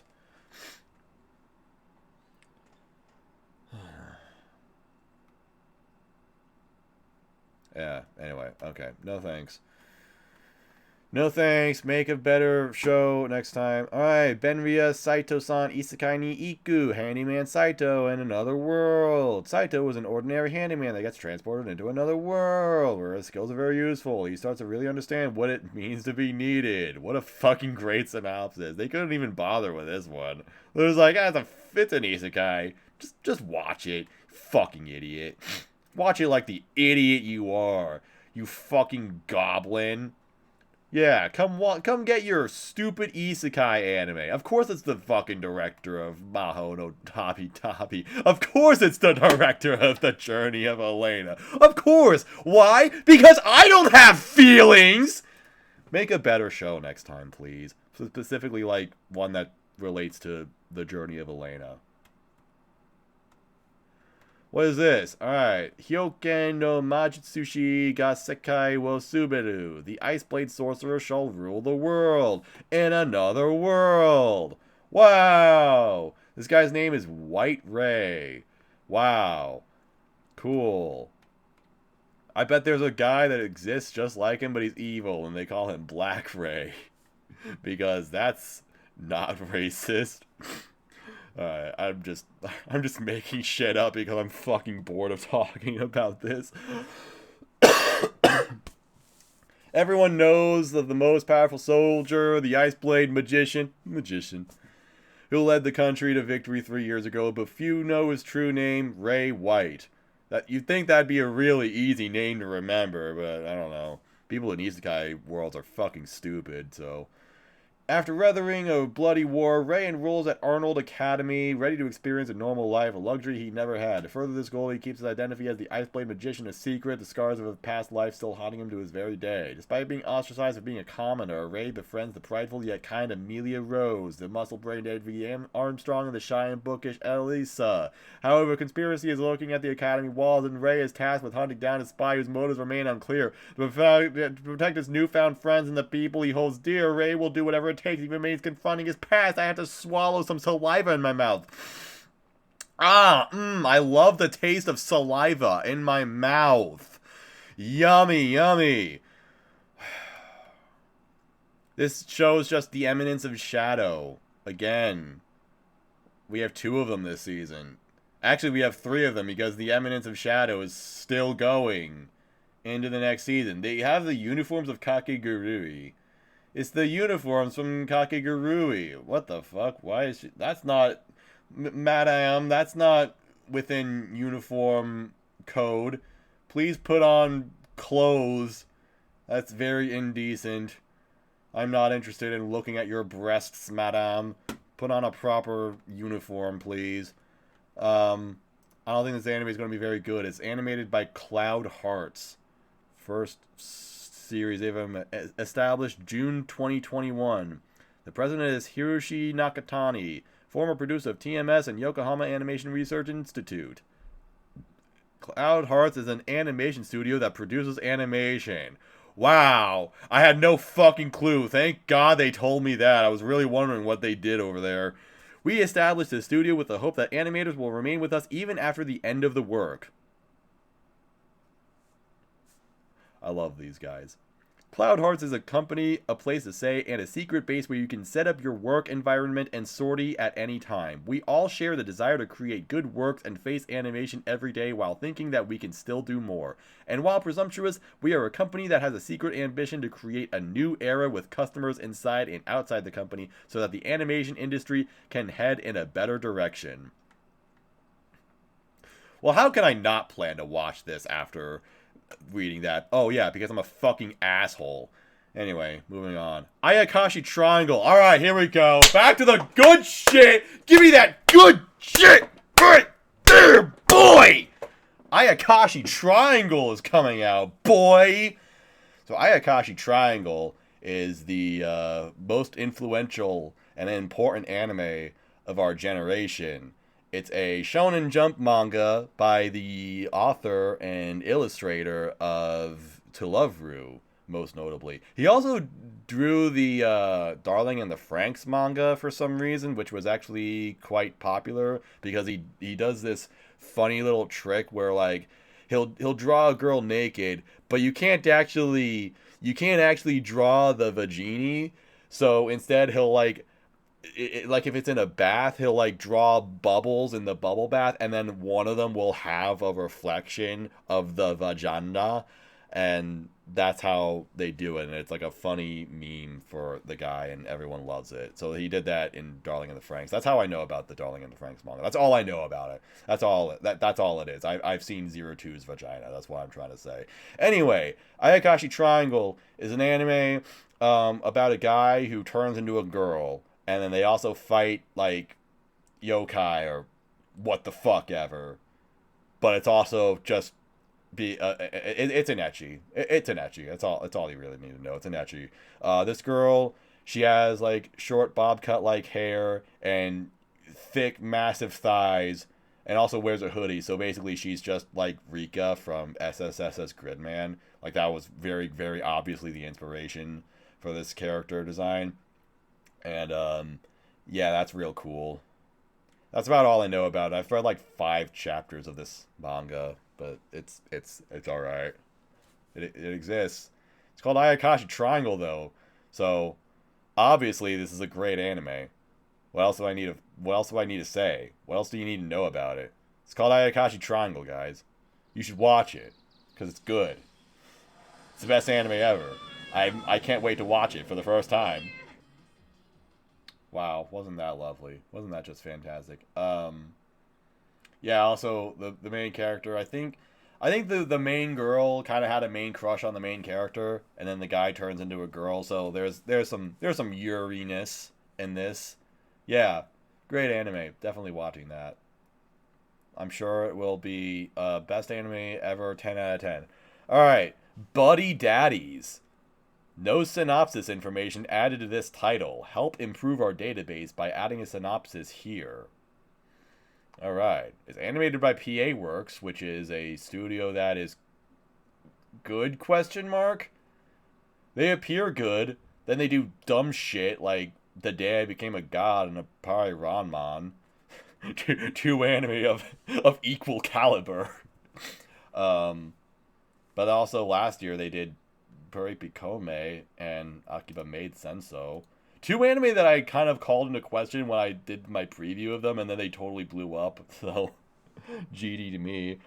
A PA Works fucking banger. They never fail at doing action shows, unless it's a Pari fucking Ranman. That was supposed to be an action show. Or unless it's Fairy fucking Gone. Where you're like, Fairy, you're the one person in the entire world who liked Fairy Gone. Just kidding. No one liked that. Not one person. Themes: childcare, organized crime. I love the new theme section of my anime list. That's so great. Well, okay, it's an original anime with no information about it, basically. So that's cool, I guess. There has to be like something about it. There has to be some information about it. Where's the original announcement?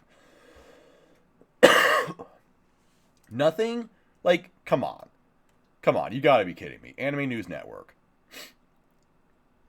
Assassins Kazuki Kurusu and Rei Suwa meet Miri, a girl looking for her father on Christmas Day. Kazuki, Rei, and Miri unexpectedly end up living together. Alright, well that's something, at the very least. So wait. So what? Is this going to be something kind of like Spy X Family? Is it going to be... Is it going to be, yeah, kind of like that? I don't know. It's PA Works' Spy X Family. They're usually behind when it comes to original ideas. So yeah, wouldn't surprise me if that's the case. Okay, well, there's only that one trailer, which basically told me nothing. I don't know. Oh, that's definitely not Suda-ken. At first it sounded like him, but...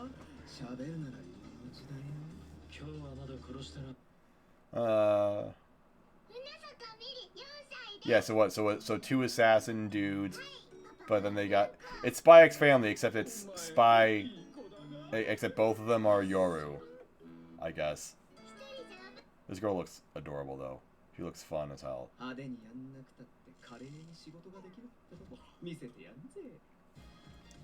So yeah, two assassins who just kind of have to randomly take care of this girl. You know what? It sounds fun. I'll plan to watch it. Hopefully PA Works doesn't fuck it up. This is going to be the most positive that I'm going into a PA Works show in a long time. Hopefully that doesn't blow up in my face. Maybe I should shit on it more. Maybe be like, nah, you guys are overhyping Buddy Dai. He's going to suck ass, so that way it'll actually be good. Kind of like Paripikome and Akiba Maid was. Although I don't love Akiba Maid that much. The show's just kind of okay. Anyway, alright. Kaiko Sareta Ankoku Heishi 30 Dai no Slow Not Second Life. I don't know the Japanese word for 30. Sorry. Chilling in my 30s after getting fired from Demon King's Academy. Cool. The Dark Soldier, Dariel, 30 years old, who can't use magic despite being in the Demon Lord's army, was fired for his lack of capacity. Having been raised by the previous Demon Lord himself, he finds that his adopted brother, the new Demon Lord, has little use for him. However, after rescuing a village girl from a forest monster, Dariel is invited to a village and starts realizing he may be considerably more powerful than what he thought. Cool. Good for you. It's Akari Kito. She did the Happy Sugar Life OP, I think. Oh, did she? She has a fucking lot of stuff. Wait a minute. Oh wait, this is a voice actor. Wait a minute. No, it's not. Who am I thinking of? Akari Kito. Who did the Happy Sugar Life OP? Now I can't stop thinking about that. Can't find it. Jesus. Akari Nanawo. Oh. I'm fucking stupid. I don't know names. Anyway, NEDB, just to see how big this chick's titties are. That's all I wanted to know. Because on the key visual, it looked fucking gigantic. I'm actually not that crazy. Alright. Well, yeah. What the fuck is this?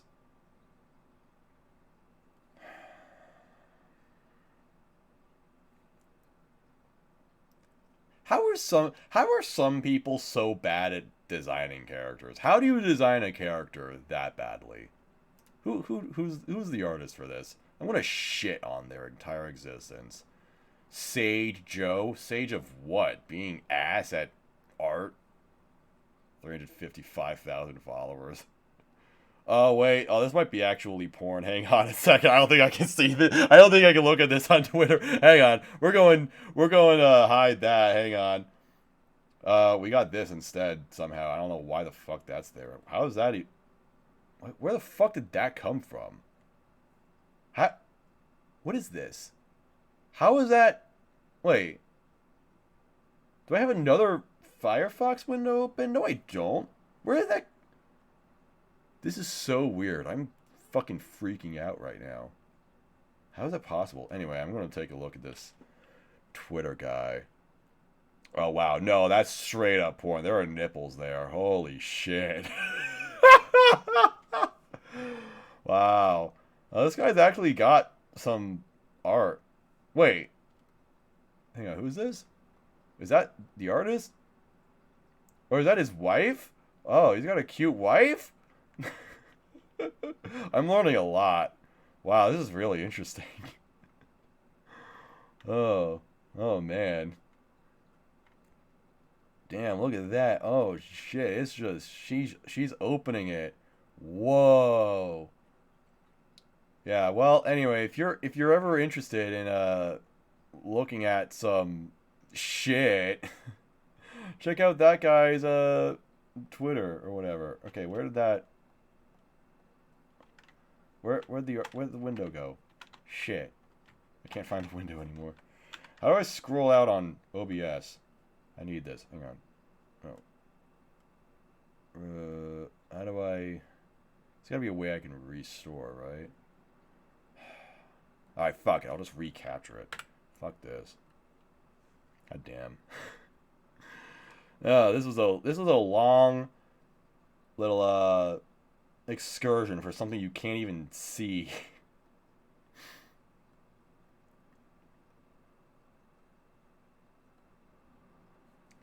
Alright, we're back. I actually seriously have no idea why there's a second Firefox window. I don't know where that comes from. I don't have a second Firefox window open. Oh, that was a good cough. That felt good. Cleared the mucus out of my throat. Yummy. Tondomo's skill de isekai horou meshi. Campfire cooking in another world with my absurd skill. Dungeon Meshi? It's Dungeon Meshi, guys. We got an anime adaptation of Dungeon Meshi. This is the exact same cover. This is the exact same cover of Reincarnated as a Slime. Is this the same artist? No, it's just someone who's ripping off Reincarnated as a Slime. Look, it's even got a slime on here. Look. It's gonna fucking slime. And the slime's name is Sui, and the guy looks like the guy from Monster Musume. It's just ripping off Monster Musume. How do they get away with these things? Oh, I kind of like her. I kind of like her. She looks weird as hell. She's the best character of this series for sure. All right, let's read the synopsis just to get it over with. Let's look at it. Along with 3 other heroes, 27-year-old Mukoto Tsuyoshi is transported into a fantasy world to rescue a kingdom from a mysterious threat. However, it soon becomes clear that Tsuyoshi has been dragged into summoning ritual by accident. His skill only turns out to be food menu, which allows him to open an interface where you can purchase and obtain food-related supermarket items from autumn Japan. Unceremoniously booted out of the palace, Tsuyoshi sets out on his own into his new world. However, his ability to create delicious dishes unknown to this world soon pays dividends, even attracting the legendary wolf Fenrir. Fenrir is so taken in by the food that the creature immediately forms a contract with Tsuyoshi, becoming his familiar. Followed by the whimsical, mysterious being, Tsuyoshi takes up a job as a merchant and adventurer, traveling and cooking up mouth-watering meals that never fail to amaze the inhabitants of this world. That sounds fun. I don't want to watch it. It's made by Mappa. That's interesting. Mappa's doing this.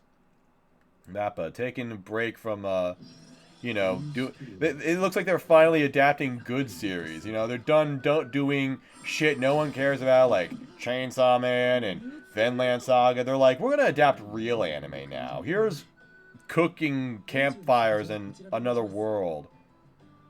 Yep, he sure is cooking. This sure is a cook guy. He sure is like, hey, Jesse, we have to cook. That's an anime, alright. Cool. I am totally not going to watch that. Oh, Yukimi no Kaina. Kaina of the Great Snow Sea. An anime by Polygon Pictures, so it's going to be a bad 3D CG thing. Cool. A world blanketed in an endless and ever-growing ocean of snow. The people eke out a living either huddled around roots over enormous trees dotting the surface, or high in the canopy which spreads over the planet's atmosphere. The what? A chance meeting in between Kaina, a youth from the canopy, and Liliha, a young woman from the surface, sets off a chain of events that will change the fate of the world. What? Just tell me, is it an isekai? Is it a fucking isekai again? It's mixed media. That is the source. What? It's a manga that started last year. Mixed media probably means it's a gacha game. That's like code word for gacha. Let's see. What is this?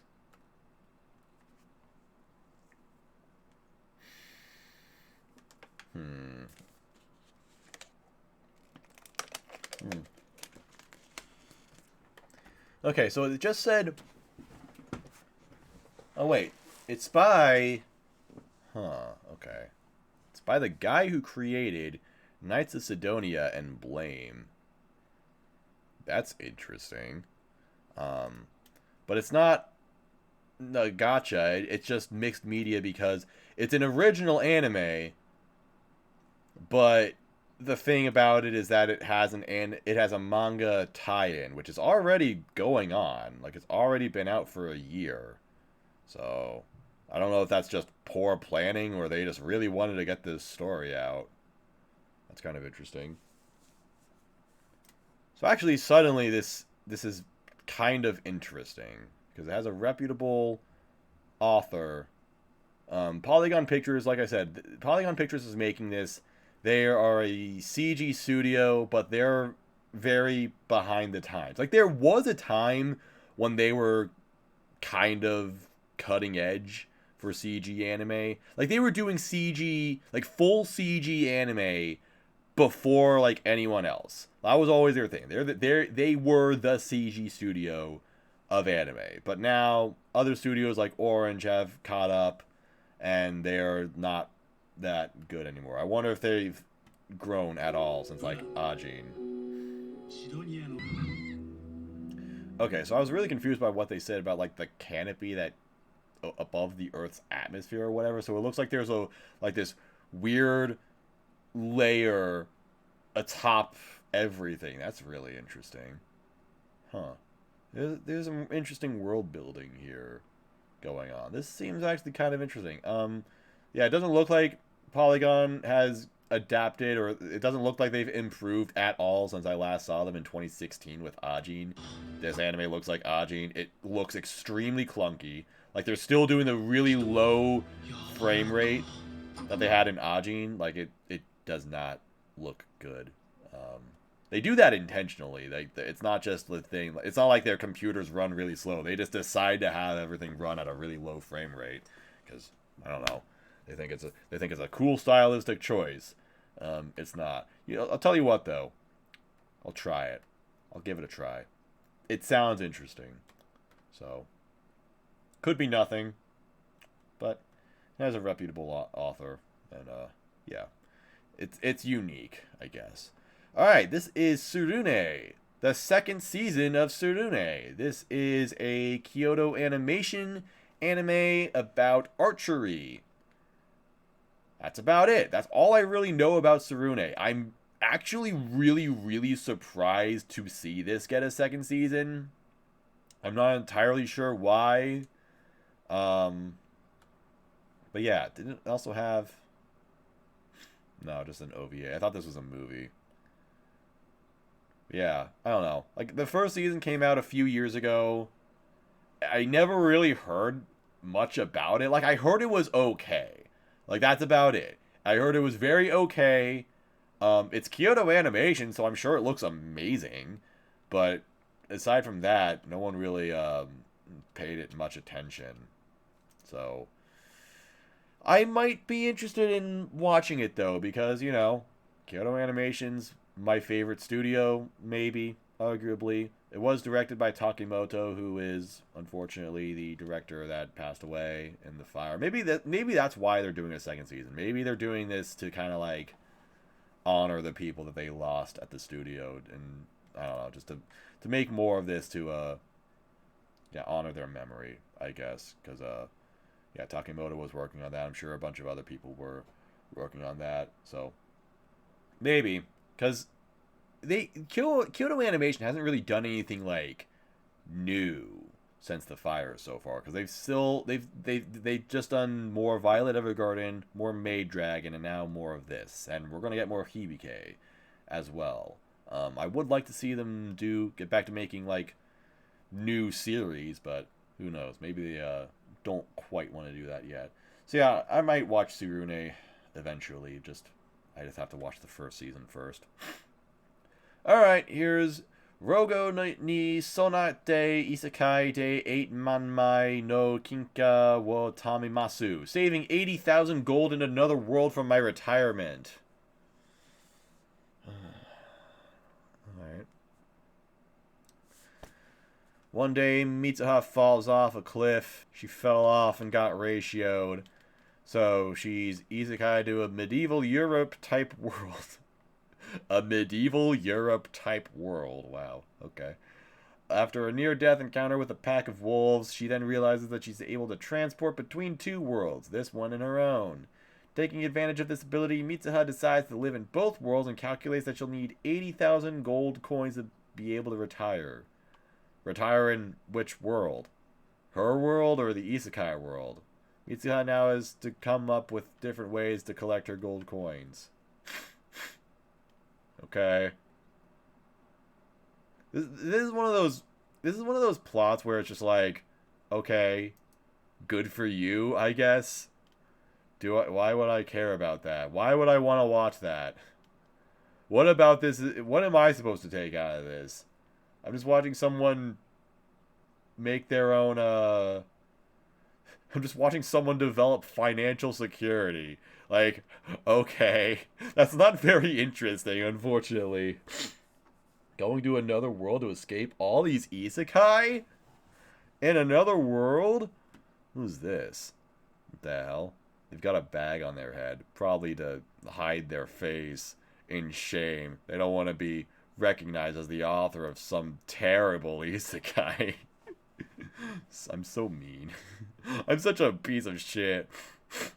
Oh my god, it's the character designer of The Eminence of Shadow. How is The Eminence of Shadow the most influential anime this season? Every fucking anime this season is taking after this, and that is not okay. That's a problem. I hate this. I don't like this. I don't appreciate this.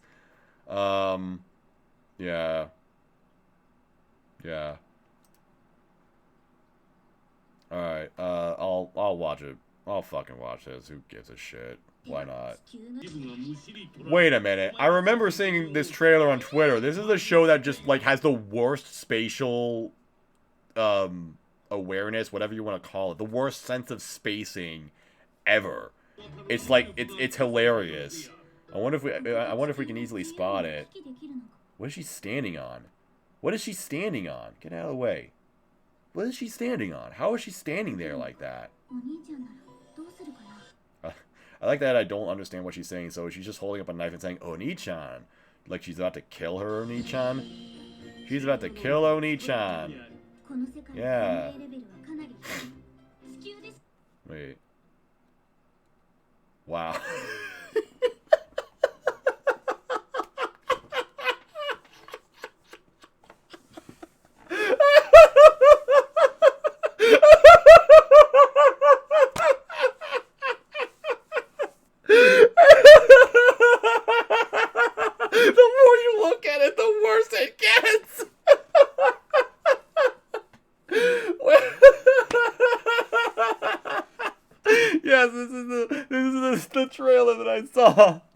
With the worst sense of scale ever. Okay, I'm glad I remember this now. I'm glad I watched this. I'm glad my gut instinct was to watch a trailer so I could remember this. The fucking, I just love how the horses look so small. Like they look fucking tiny. But then the wagon is like comically massive. Like what the fuck? Like it doesn't even look like the horses would be able to drag the wagon. It's like the wagon was drawn to scale, but not the horses. Like how did they fuck it up that badly? like someone messed up big time and they were just like, okay, fuck, we just have to keep it like that. It's just stuck like this now. Oh my god. That's just fucking crazy. You know, it's called saving 80,000 gold because they definitely spent just 80,000 yen making this anime. Yeah, that's the joke.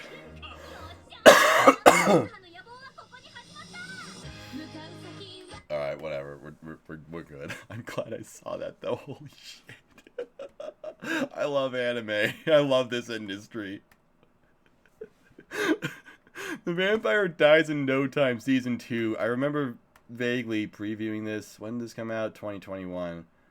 This looked... What was my opinion of this? I don't know. Go back to my opinion of this from fall 2021. And then just know that I didn't watch it at all. So that's my opinion of Season 2 of that show. Alright, we have... First you had Tokyo Revengers. Now we've just got Revenger. Tokyo Revengers is so bad that they devolved. They lost. They can't afford to have all of those Revengers anymore, and they can't afford to live in Tokyo anymore. So it's just Revenger. Just one guy. He's not in Tokyo. It's just a guy, and he's named Revenger. I think that's what's going on here. Excuse me. As Master Assassin Usui Yuen looks into this series of assassinations made on the Grand Samurai clan in Satsuma, he encounters Kurima Raizo, member and survivor of one of the attacks. Together, they discover the true nature of these murders is bigger than over stolen resources. As they get closer to the truth, will they come out alive to exact revenge? I don't know. You're the one who... Wait, what? Hello, Excuse me, Sumi fucking Masen? It's written by Geno Uebuchi? There's an original anime written by Geno Uebuchi this season? Excuse me? And it's not like what are you doing, bro? Get with the times. Everyone's writing isekai about, I don't know, saving gold or fucking their stepsister or farming vegetables to fuck their stepsister with. Like, why aren't you doing that? Instead you're making some fucking boring ass anime about samurai getting revenge on the Tokyo Revengers? Like, what? Bro, what are you doing? Bro, what are you doing, Geno Uebuchi? You're a fucking dinosaur. You've been making Thunderbolt Fantasy for so long that you forgot how to make actual anime. Cringe, bro. Cringe. So yeah, Geno Uebuchi is writing an original anime. That's very interesting. Who's it directed by? This guy looks like he's holding a lightsaber. I was like, oh, he's holding an umbrella. Okay. I thought the light blue thing was like a lightsaber. I thought that's what was going on here. Okay. So he's directed Izetta the Last Witch. And I was about to mention Izetta the Last Witch because this is going to be made by Studio Ajiado, which is an extremely old studio. But for some reason, hang on, okay, muting. Alright. As I was saying, they're an extremely old studio, but for some reason, in 2016, they decided to do an original anime. In fact, not only are they an old studio, but they've only done, they've mostly done, kids shows, basically. They did a Magic Treehouse anime? What the fuck? There's a Magic Treehouse anime? How have I not known about this? I'm not spitting at the sight of Magic Treehouse. I read every Magic Treehouse book. I was the Magic Treehouse fucking otaku. I was the CEO of the Magic Treehouse when I was a kid. When they were like... I don't know how many books there are now. Is that person still making... Are there still Magic Treehouse books being made? I think I stopped at 32. But yeah. Anyway. There's an anime about this. I gotta watch that. That sounds awesome. Anyway, that's Studio Ajiado. Anyway, so randomly in 2016, they were just like, hey, let's make an original anime for late night television. And it was called Izetta the Last Witch. It wasn't very good, despite the title. It was okay. It was very okay. If you want, you can just read this review by this guy named Mozilla Fennec, and he wrote a whole review about it. It was whatever. And they've done some stuff since then. They did Kakushigoto, which looks fantastic. Looks beautiful. Hang on. Sorry about that. That was my niece came in. I should have unpaused before doing that. Anyway, okay. Got distracted by a thing. Alright, sorry. What the fuck was I talking about? Okay, so they've done Kakushigoto. They've done the How to Not Summon a Demon Lord. Whatever. They've done alright stuff since then. Wait, they also did They also did Book. They did the best anime of all time, fucking Book. Awesome. Anyway, yeah, but I guess now they're back to doing an original anime. And it's the director of Is That the Last Witch as well. So that's interesting. So, you know, like, Is That the Last Witch looked alright. It was like a fairly well-produced anime. It looked generic. It kind of looked like an A1 Pictures anime, honestly. Like, it looked like it was an A1 Pictures or JC Staff sort of anime. So it didn't look special, but it looked alright. Just the main thing is that the story sucked complete balls. Or actually, are they going to get the same composer back? Because I remember Izetta having really, really good music. No, doesn't look like they will. Izetta the Last Witch had really, really good music. It had a great soundtrack. Doesn't look like this one does, though. You can take the Tokyo out of Revenging, but you can't take the Revenging out of Tokyo. Ain't that the truth? So yeah, anyway. So if they were going to make an original anime with a good story, because it's fucking Gakuin, this is going to be interesting, actually. This is going to be really interesting. When was the last time Gakuin did, like, an actual thing? Like, it's seriously been so long. What is this, obsolete? This is some random CG thing, I think. Like, Gakuin, at one point, he did Madoka Magica and then Fate Zero, like, back to back. And then Psychopath. Like, in 2 years, this man built a fucking undefeated catalog. And it's like, since then, he's just kind of gone off to do... To just goof off, essentially. Like, he ran off to do a puppet show that I think he's still doing to this day, called Thunderbolt Fantasy, which some people think is, like, the greatest thing ever. I've seen some of it. It's okay. And then he's also done, like, he did, like, a Godzilla trilogy, which no one cared about. He's still credited as original creator for Psychopath, but he's not involved with that shit anymore. But yeah, and now he has, like, a CG thing. And then there was Bubble, which I heard was okay, but I don't know. It's like, this guy's just kind of gone off to do whatever he wants. But now, finally, that we have another, like, this is going to be his first, like, it feels like this is his first actual project in, like, a decade. And that's really interesting. I'm really, really interested in seeing, what will happen with this. What is he cooking, basically? Although, interestingly enough, there's also the Madoka sequel, the Rebellion sequel, that's finally going to come out sometime soon, which he said he wrote back in, like, 2013 or so. It's just like, I don't know, Shaft just never made it. But whatever. Mononogatari. Malevolent Spirits Mononogatari. Okay. Cool. Is this a game? This looks like a game. I just see Bandai Namco pictures and think, this must be a game. Right? Tsukumogami, spirits or Maribito, can possess objects of considerable age and gain a physical form. Although he is part of yeah, those guys that are in charge of peacefully sending them back to their own world. I can't fucking read now. God. I've just formed dyslexia. Hyoma Kunato despises them because one took away what was very precious to him. In order to cure him of this loathing, Hyoma's grandfather sends them to live with Botan Nagatsuki, a girl who is on the master of 6 friendly Tsukumogami and lives with them as a family. Okay. Hey, it's Chikahiro Kobayashi. It's that guy I was talking about a long time ago. She looks like Kyoka, who killed 35 people from Bungo Stray Dogs. He looks like Eren Yeager, who killed 35 Titans in Attack on Titan.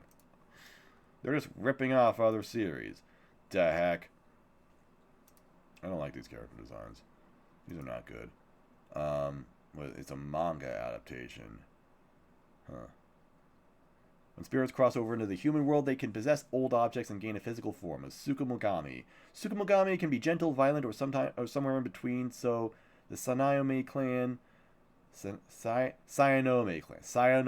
The Saikano clan. They peacefully help send them back to the spirit world to avoid destruction.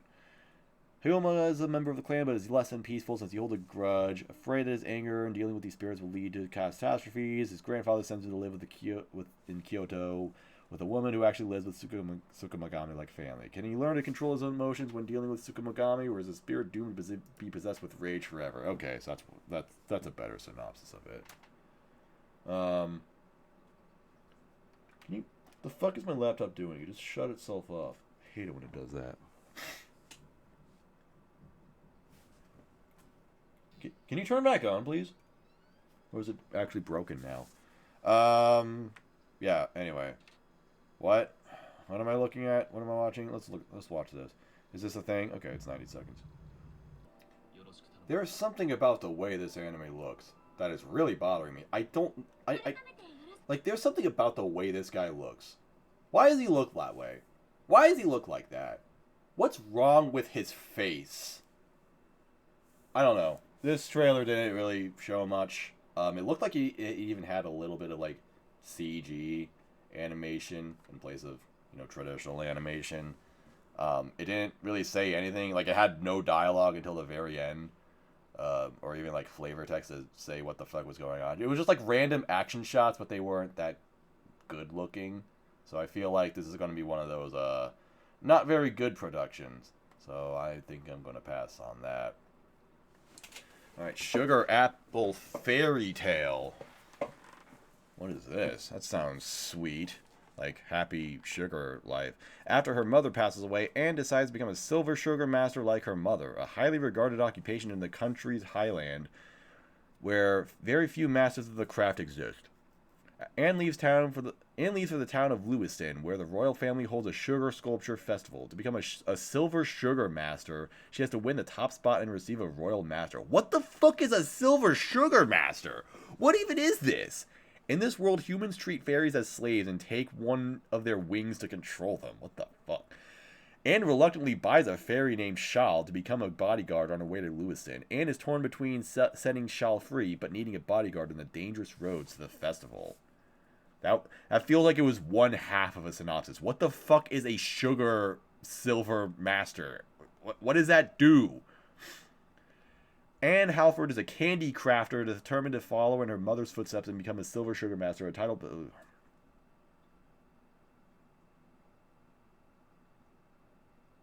Okay, so I guess they sculpt things out of sugar. Is that what they do? What a strange thing, and that's what they do in this kingdom. It's a fantasy kingdom. So wait, hang on. Maybe the thing is like, on the surface, it's supposed to be like sweet and fun because it's like, oh, you make stuff out of sugar and you control fairies, except the fairies are slaves, and I don't know. Maybe the sugar sculptures are bullshit. I don't know. Man who's only seen Happy Sugar Life. I'm getting Happy Sugar Life vibes from this. Wow, you mean to tell me that you've actually been listening to me for the last 2 hours? Have you seen these preliminary impressions before? I didn't know people actually watched these. That's crazy. Anyway, let's watch this. I don't know. I feel like I need there's like a citation needed, or like needs further research for this, because I don't know. It's like, it seems kind of interesting, but I'm also not really sure like what actually it is.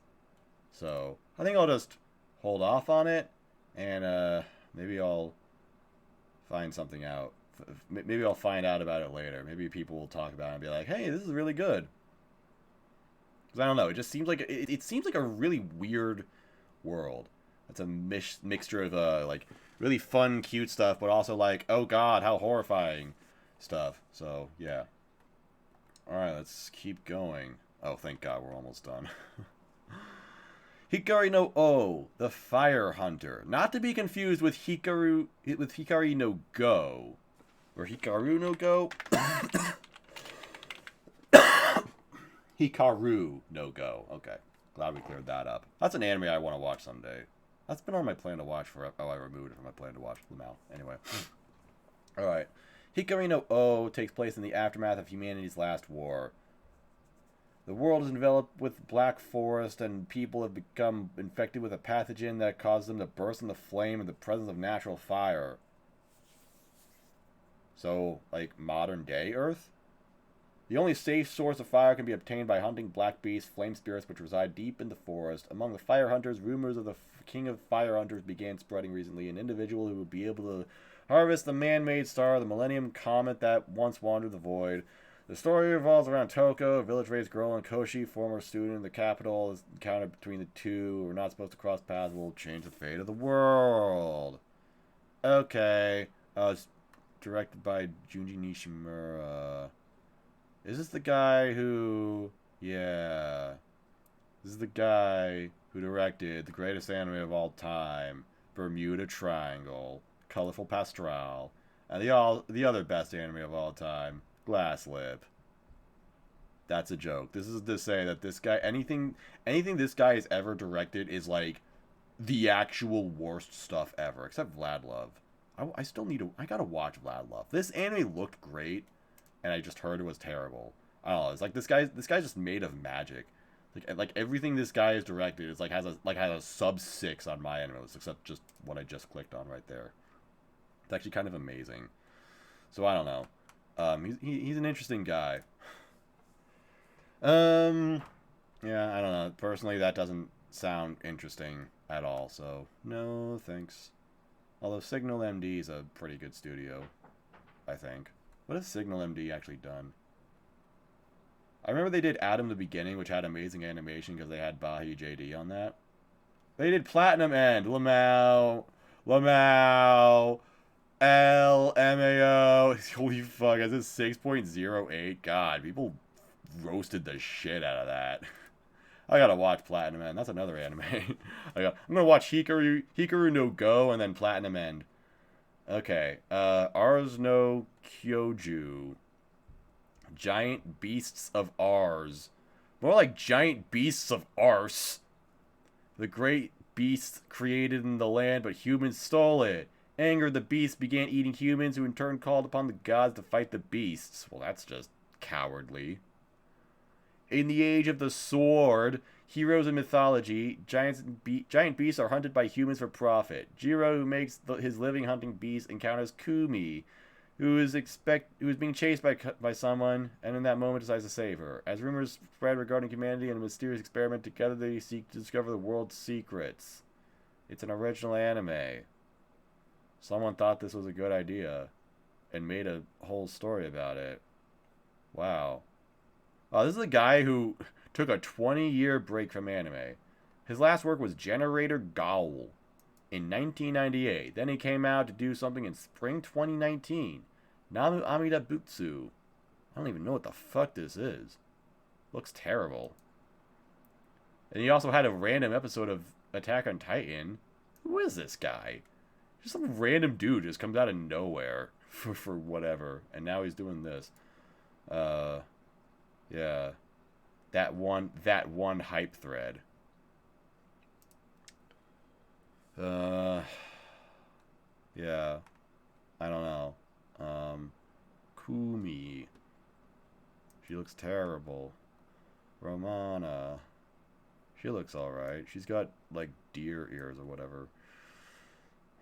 Mayron. Are these the beasts? They've got kitty ears or whatever? These guys look terrible. Who wrote this? Who's the guy who thought this was a good idea? Series composition. The guy who wrote Akudama Drive. Huh? Writer of the script for Guilty Gear Extra, the Guilty Gear novels and drama CDs? What? the guy who... Are you fucking serious? The guy who wrote School Life?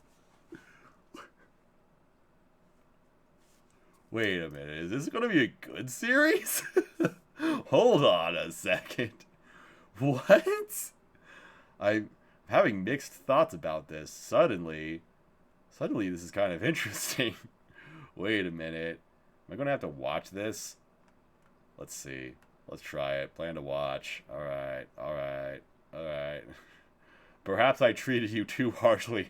When I get to the bottom of the chart like this, it's just like, all right, I'm expecting nothing. But then it's like, hey, here's an anime by the writer of School Live, who also wrote Akudama Drive and has done Guilty Gear stuff. Like, all right.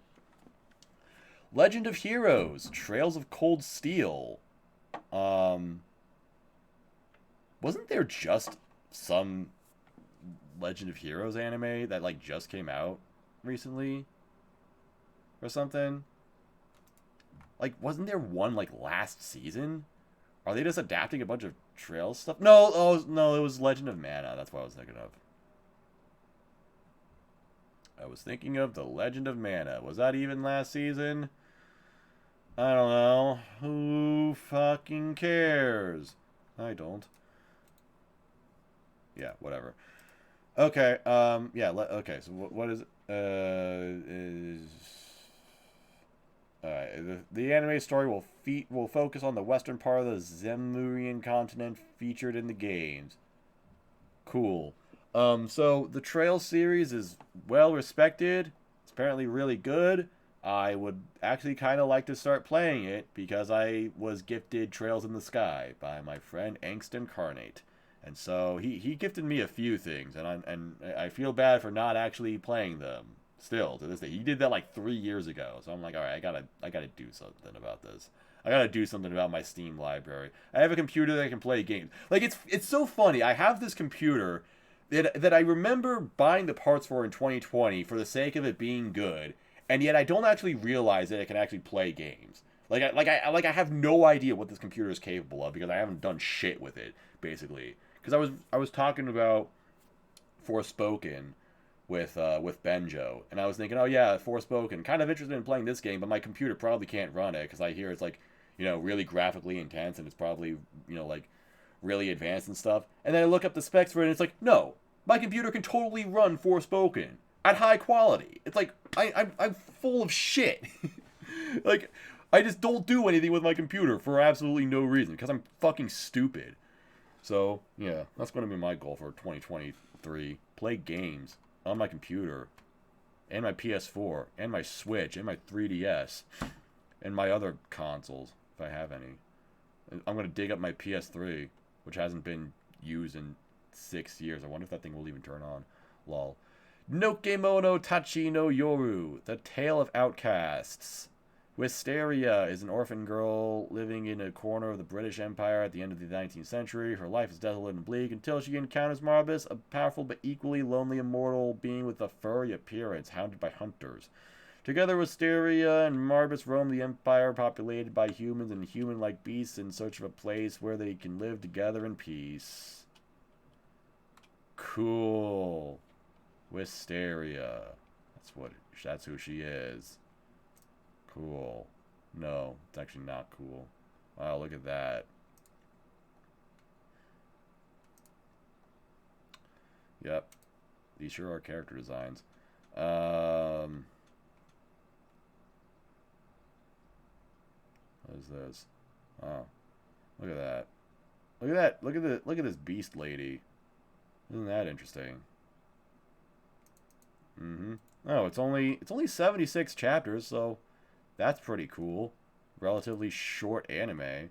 So hopefully it'll be done in one season. I don't know. What are the tags for this? Because this stack says new wave of shoujo like anime. What does that even mean? Demographic shonen. So great job on that one, buddy. Completely missed the mark on the demographic. I'll watch this. Why the fuck not? Wait a minute. Why is it not showing up? I'm bored. It looks like an anime. Yep, that's probably alright. I'm not going to watch it. But if I hear it's good, then there we go. I'll watch it. Maybe. I promise. Just like all those other anime that are good that I hear about and say, yeah, I'll watch it if it's good. What am I talking about? No, who cares? Moou Ippon. Ippon again. Alright, after one last tournament and an embarrassing loss in the final round, Michi decides to call it quits on the sport of judo. Between high school social activities and entrance exams, she'll have no time to compete in the martial art she loved the most, but putting aside old hobbies is a normal part of growing up. Still, the love of judo lingers, and it comes back full force when she meets her new classmate Towa, the girl who bested Michi in her final match. Towa wants to form a judo club at school, and she'll need new members to get it up and running. United by their love of judo, throwing their passions in the ring together and score Ippon again. Alright. It's a club series. Cool. Here's something about these character designs. This kind of looks like, it kind of looks like High Score Girl. Although not quite. They've got these really weird looking faces, though.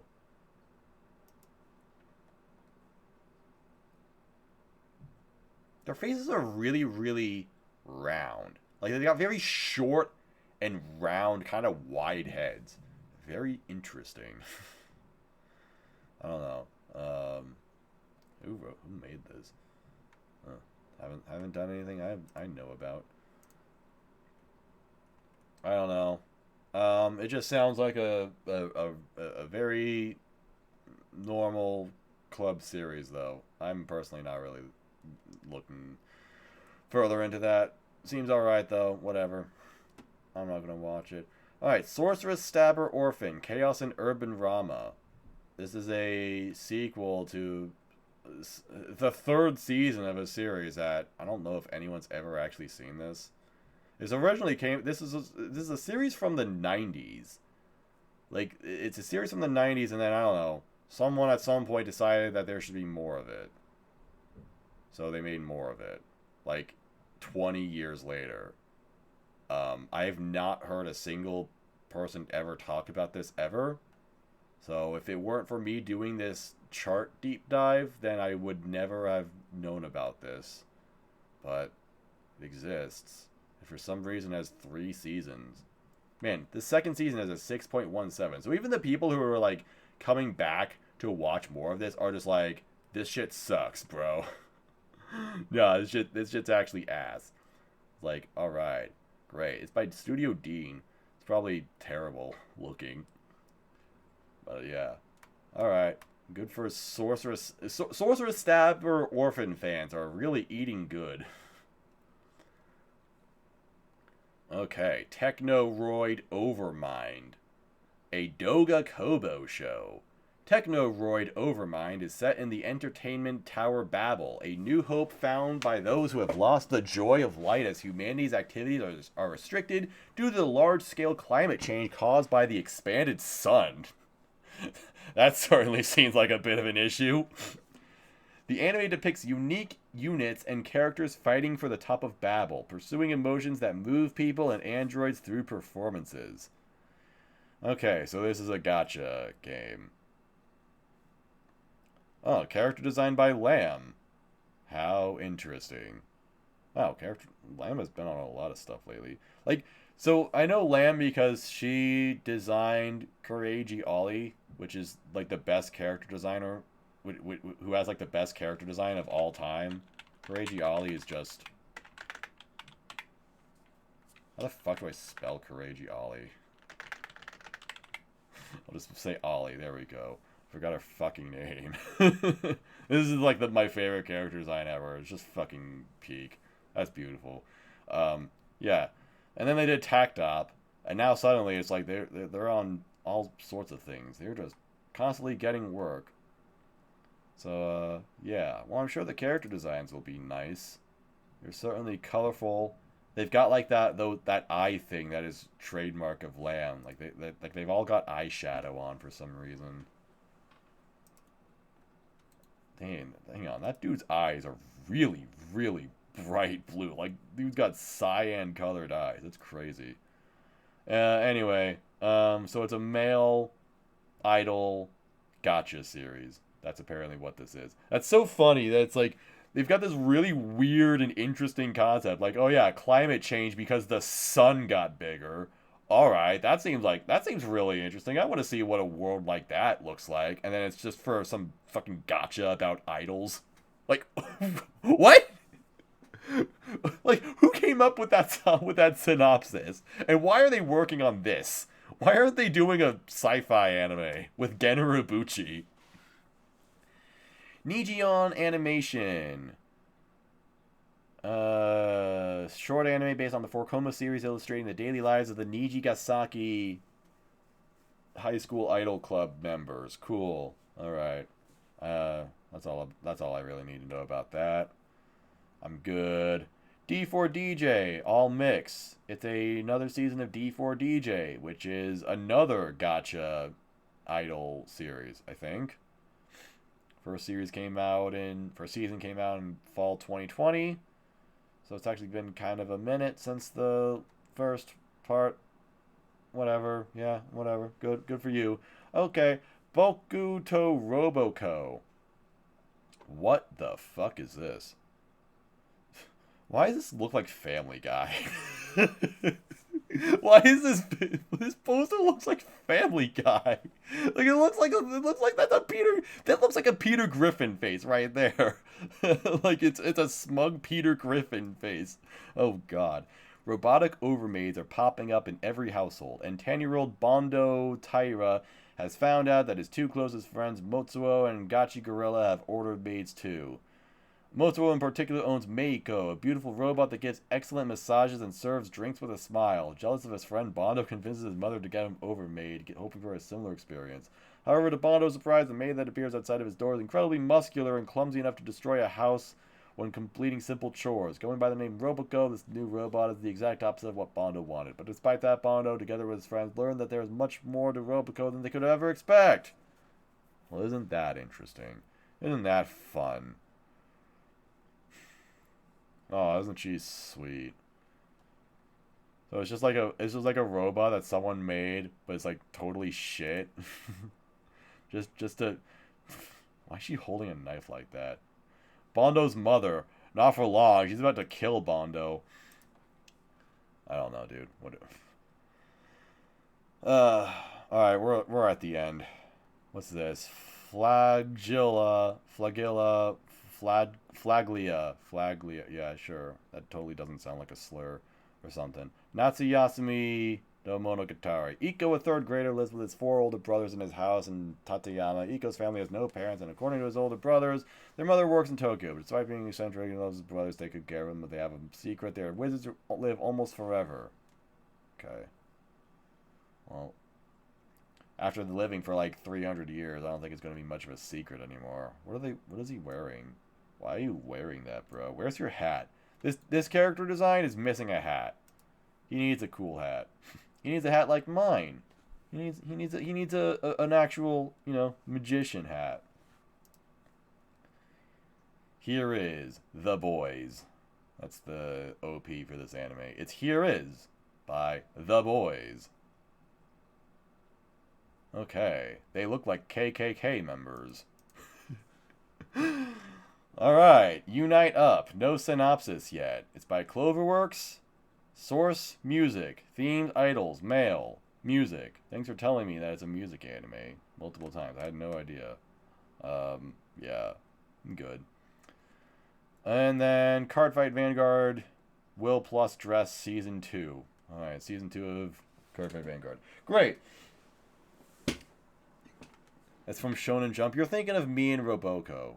Oh, wait.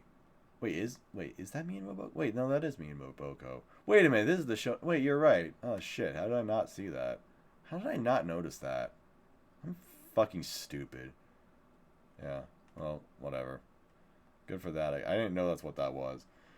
Okay, anyway, that's it. That's all the anime that are coming out next season. What else is there? Where the House Husband Season 2. I don't know how that happened. What is this? Isn't this like some old anime? Record of Ragnarok? Isn't this some old anime? Like really, really old? Oh, no, it came out 2 years ago. Never mind. Am I thinking of something else? Oh. Record of Ragnarok. I must have been thinking of something else. Junji Ito Maniac.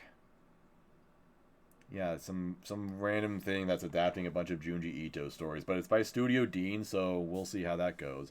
Agretzko is getting a 5th season, and apparently that's going to be the very last season of Agretzko.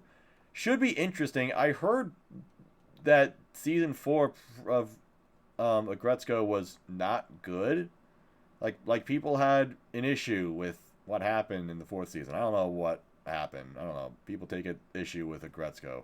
Agretzko is problematic now. I don't think it's problematic. I think people just don't like it anymore or whatever. Anyway, what else? All this other stuff. Cool. Look at all these Chinese anime that I'm never going to watch. There's a Black Clover movie coming out. Wish it wasn't. There's a Sasamiya movie coming out. That's cool. And there's a Gridman uniform. Gridman uniform coming out. Why did I say uniform? The Gridman movie coming out. That's pretty cool. Damn, I wish I was Rika's hand right there. What other movies are coming out?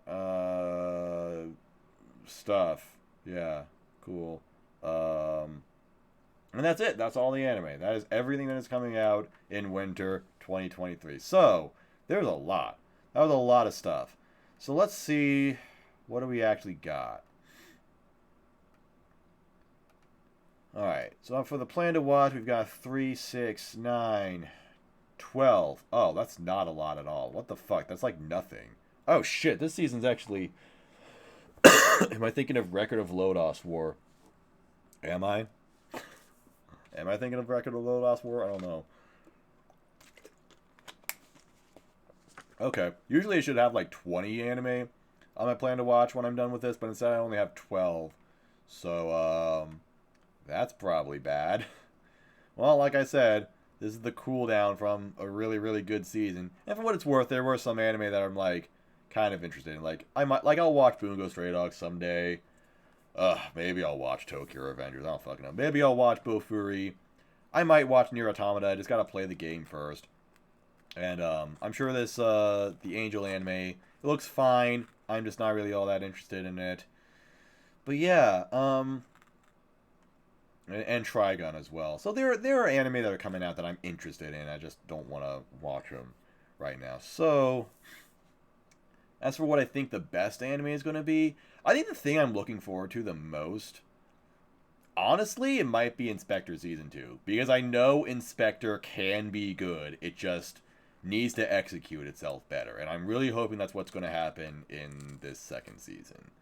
Aside from that, the non-sequels that are coming out, I think the thing I'm looking forward to the most is, honestly, probably Revenger. I really want to see what Generabuchi is doing.